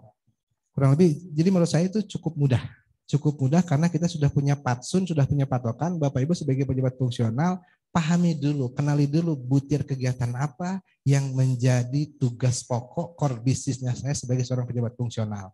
Lalu inventarisir mana dari seluruh butir kegiatan itu yang bisa dilaksanakan pada hari ini dengan basis anggaran atau support anggaran di dinas atau SKPD di mana kita berada. Lalu kita inventarisir lagi apakah itu ada di bidang kita atau di luar. Setelah itu baru itu menjadi butir kegiatan yang bisa dipertanggungjawabkan atau yang bisa direncanakan untuk ibu bapak raih sesuai dengan tadi yang disampaikan berapa batas minimal angka kredit dalam 1 tahun yang harus kita raih. Tentu itu salah satunya didasarkan pada butir kegiatan yang kita akan rencanakan atau kita agendakan. Lanjut. Nah, ini untuk JPT, jabatan fungsional perencana utama yang tidak sebagai ketua tim, sehingga walaupun utama itu pekerjaannya sama, terlaksananya pelayanan penyusunan kebijakan. Artinya Bapak Ibu yang saya hormati, ketika Bapak Ibu sebagai ketua tim maka bisa melaksanakan pekerjaan jabatan fungsional di atas kita. Bapak Ibu yang saya hormati, saya tekankan sekali lagi, untuk jabatan fungsional tidak mungkin kekurangan pekerjaan, bisa saja Ibu pejabat fungsional TPB atau TPL muda. Ketika adanya pekerjaan itu adalah pekerjaan madya, maka bisa melaksanakan pekerjaan madya dengan nilai 100%. Atau ibu sebagai TPL TPB muda melaksanakan pekerjaan-pekerjaan pertama itu bisa dan sahanya angka kreditnya dihargai sebesar 80%. Kurang lebih seperti itu. Lanjut. Nah, ini adalah contoh lampiran SKP JP jabatan fungsional perencana utama yang tidak menjadi ketua tim. Lalu terakhir lanjut Pak. Nah, ini SKP jabatan fungsional perencana muda dalam hal mengintervensi kinerja. Jabatan pimpinan tinggi, pimpinan unit kerja mandiri dituliskan rencana kinerja beserta indikator kerja. Ini adalah untuk nanti Bapak Ibu, ini untuk keseluruhan secara total bagaimana tata cara penyusunan SKP. Kami tidak di wilayah itu ya Pak Gatot ya. Tidak di wilayah itu, kami hanya mensinergikan bagaimana kita mengimplementasi butir kegiatan lalu masuk menjadi sebuah SKP yang akan membuahkan hasil baik itu angka kredit maupun kinerja buat kita. Lanjut. Hanya untuk fungsional muda. Lalu lanjut Pak. Lalu terima kasih. Terima kasih Bapak Ibu yang saya hormati. Sekali lagi kami tidak masuk ke wilayah tata cara penyusunan SKP. Kenapa? Karena tata cara penyusunan SKP versi PP 30 itu luar biasa. Ada perbedaan yang signifikan dibandingkan dengan PP 46. Hanya sebagaimana tadi Pak Moderator dari surat, kami hanya menyimpulkan dari narasumber sebelumnya bahwa menyimpulkan sejauh mana keterkaitan SKP dan butir kegiatan sehingga ketika Ibu Bapak teman-teman pejabat fungsional yang menyusun SKP itu sama sekali tidak dirugikan karena tidak salah arah. Demikian yang dapat kami sampaikan. Mohon maaf atas hal yang kurang berkenan. Terima kasih atas segala perhatian. Wallahul muwaffiq ila aqwamit thoriq. Wassalamualaikum warahmatullahi wabarakatuh. Waalaikumsalam warahmatullahi wabarakatuh. Terima kasih Bapak Epi Abdullah Balhaqi SOS, Kabid Pengembangan Karir BKD Kabupaten Garut atas paparannya. Keterkaitan SKP dengan penyusunan dan pengajuan DUPAK ini sangat menarik sekali Pak ya. Mungkin kalau waktunya cukup kita mungkin sampai ke simulasi bagaimana menyusun DUPAK kemudian memasukkannya dalam SKP dan seterusnya. Tapi mungkin dalam kesempatan yang berbeda nanti. Selanjutnya sama seperti sesi sebelumnya kita akan membuka kesempatan tanya jawab baik bagi para peserta dari PUPR Kabupaten Garut maupun para peserta dari dinas kabupaten lain yang mengikuti melalui media Zoom meeting. Mangga silakan teman-teman ada yang ingin mungkin bertanya apa yang telah dipaparkan Pak Evi tadi atau sudah paham semua kali atau tambah bingung. Ini kayaknya harus terus-menerus disosialisasikan Pak dan simulasi-simulasi di luar jadwal-jadwal resmi nanti mungkin kita perlu koordinasi lanjutan antara dinas-dinas teknis dengan BKD. Mungkin demikian juga bisa dilakukan oleh teman-teman di kabupaten kota yang lain di Jawa Barat. Sambil menunggu ini, silakan dari para peserta Zoom meeting yang lain bila mana ada pertanyaan yang diajukan kepada Pak Evi Abdullah Balhaqi. Ini kebetulan beliau adalah Kabid Pengembangan Karir. Jadi memang sudah sangat sesuai sekali karena juga mengikuti terakhir tentunya perkembangan dari Juklak dan Juknis dari pemerintah pusat Pak ya. Kaitannya dengan penyetaraan, jabatan fungsional, kemudian perubahan struktur eselon 4 menjadi fungsional. Nah, ini kurang lebihnya sama dengan kabupaten kota yang lain. Mangga silakan.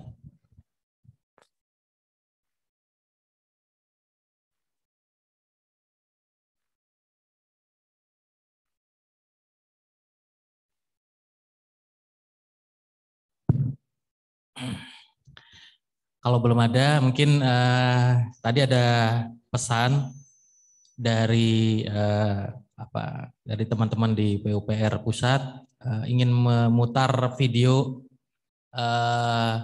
tentang jabatan fungsional. Panitia bisa dibantu atau dari Kementerian PUPR yang langsung screen share di sini. Aduh.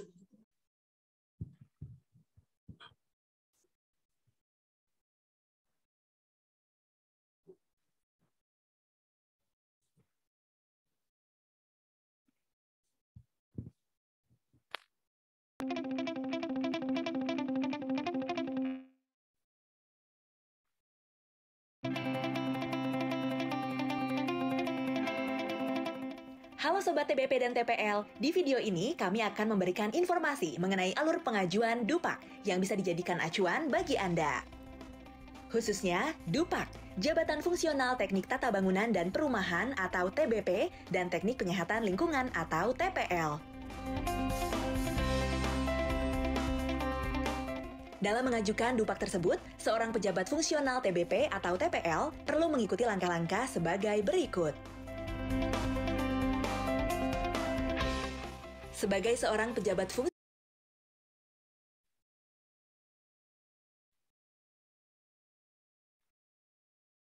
fungsional, dibutuhkan kemampuan untuk meluangkan waktu dalam menghimpun bukti kerja kegiatan yang sedang dilaksanakan.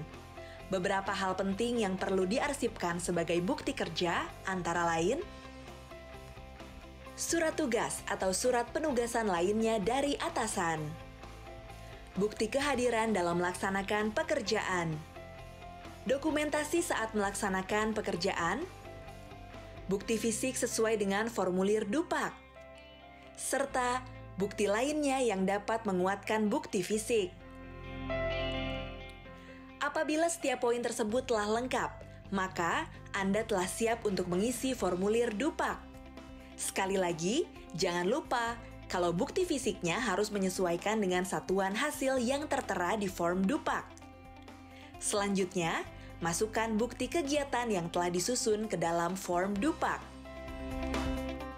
Sesuai dengan Kemenkoas Bangpan nomor 65 tahun 1999 untuk TBP dan nomor 66 untuk TPL, dalam penyusunan Dupak mungkin akan ditemui kesulitan atau ketidaksesuaian antara bukti kegiatan dengan butir yang ada. Untuk itu, teman-teman diharapkan bisa mengaitkan bukti kegiatannya pada butir yang dianggap paling mendekati.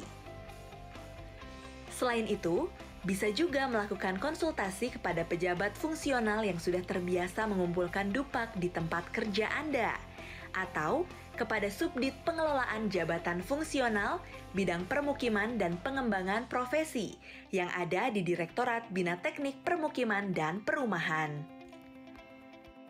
Setelah formulir Dupak terisi, selanjutnya buatlah surat pernyataan melaksanakan kegiatan atau SPMK yang ditandatangani atasan berdasarkan isian butir kegiatan Dupak Anda. Kemudian, siapkan bukti administrasi pengumpulan Dupak antara lain konsep surat usulan penilaian Dupak, SKP 2 tahun terakhir, SK pangkat atau golongan terakhir, SK jabatan fungsional terakhir, penetapan angka kredit atau PAK terakhir.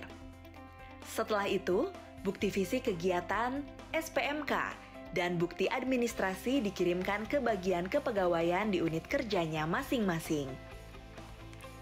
Berkas yang diserahkan akan diperiksa oleh bagian kepegawaian. Apabila terdapat ketidaksesuaian, maka Anda akan diminta untuk melakukan perbaikan berkas. Apabila berkas telah sesuai, bagian kepegawaian akan membuat surat usulan penilaian dan penetapan angka kredit untuk diajukan pengesahannya ke pimpinan unit kerja. Setelah disahkan, maka pejabat fungsional atau bagian kepegawaian dapat mengirimkan berkas usulan penilaian kepada tim sekretariat jabatan fungsional TBP dan TPL. Untuk pengesahan surat usulan penilaian dan penetapan angka kredit yang berasal dari internal Kementerian PUPR, berkas ditujukan kepada tim sekretariat atau Direktur Bina Teknik Permukiman dan Perumahan Ditjen Cipta Karya. Dan surat usulan yang berasal dari eksternal Kementerian PUPR, berkas ditujukan ke Sekretaris Jenderal Kementerian PUPR CQ Direktur Bina Teknik Permukiman dan Perumahan.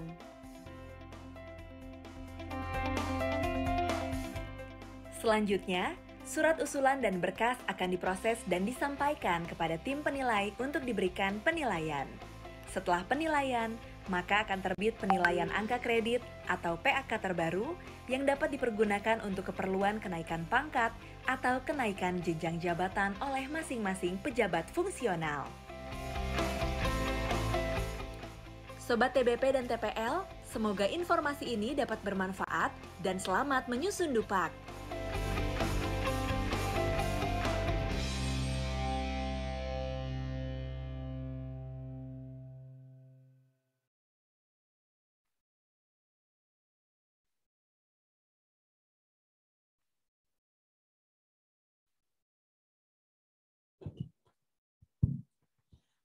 Oke, Bapak Ibu sekalian, para peserta acara fasilitasi dan bimbingan teknis jabatan fungsional, teknik bangunan perumahan, dan teknik penyataan lingkungan yang diselenggarakan di lingkungan Dinas Pekerjaan Umum dan Penataan Ruang Kabupaten Garut, dan juga diikuti oleh dinas terkait kepewuan perumahan kabupaten kota se-Jawa Barat, dan yang telah dibimbing oleh narasumber dari Direktorat Bina Teknik Permukiman dan Perumahan Dirjen Cipta Karya Kementerian PUPR. Kita sudah sampai ke penghujung acara. Sekali lagi kami dari moderator, saya Gatot Subagio STMT, Kepala Bidang Penataan Ruang DPUPR Kabupaten Garut. Sekali lagi mengucapkan terima kasih atas peran serta para narasumber di sini, Insinyur Irianto Susatyo, kemudian Bapak Muhammad Syukur SST, Bapak Mustopo Halim ST, kemudian Bapak Rio Teguh Soekarto ST, dan terakhir narasumber dari Kabupaten Garut yaitu Bapak Evi Abdullah Balhaki SOS, Kabid Pengembangan Karir BKD Kabupaten Garut. Terima kasih Pak atas kehadiran Bapak. Ini kami membuka wawasan kami semua agar mungkin ini jadi semangat bagi teman-teman yang beberapa waktu terakhir ini baru diangkat atau ditetapkan sebagai jabatan fungsional, baik yang reguler dari 2019 maupun yang penyetaraan para koordinator yang baru di akhir tahun 2021 kemarin. Kami atas nama pribadi mengucapkan terima kasih atas kesempatan yang telah diberikan dan diberi kepercayaan sebagai moderator. Untuk selanjutnya acara kami kembalikan ke panitia. Sekali lagi kami mengucapkan terima kasih dan aplaus kepada semua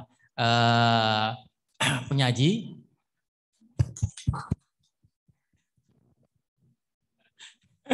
Semangat, jadi terlalu semangat ini. Terima kasih ini sekali lagi atas para penyaji yang hadir di sini. Mohon maaf atas segala kekurangan, baik lisan maupun secara teknis di sini bila ada gangguan. Dan sekali lagi apresiasi atas kehadiran dan keikutsertaan semua rekan-rekan yang ada di sini maupun melalui Zoom meeting. Demikian, kami akhiri. Wassalamualaikum warahmatullahi wabarakatuh.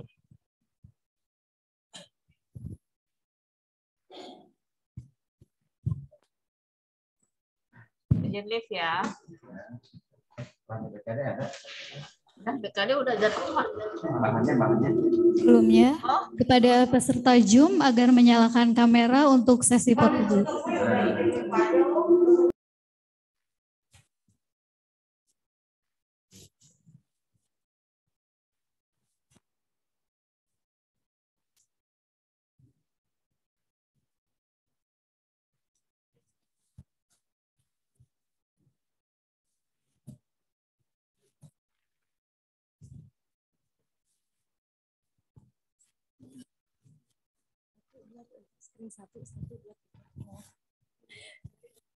Iya, untuk screen 1, 1, 2, 3.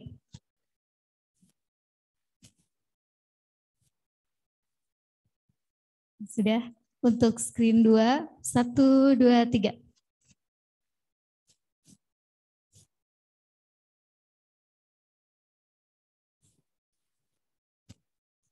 Ketiga, 1, 2, 3.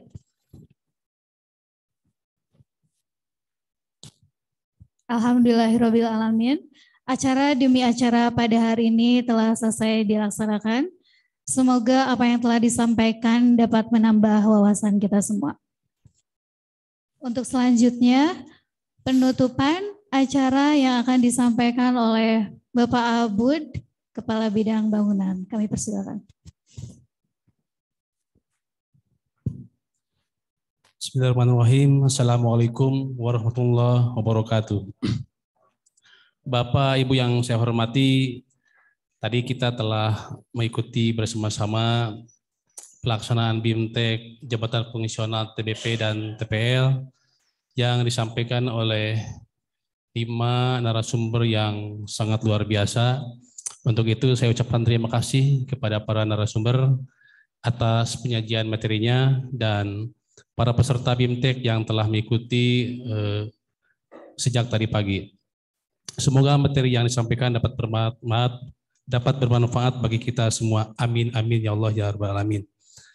Dengan mengucapkan Alhamdulillahirabbil alamin, tepat pukul 15:40, kegiatan fasilitasi dan BIMTEK Jabatan Fungsional TBP dan TPL secara resmi saya nyatakan selesai. Terima kasih. Wallahu muwaffiq ila aqwamit thoriq. Wassalamualaikum warahmatullahi wabarakatuh.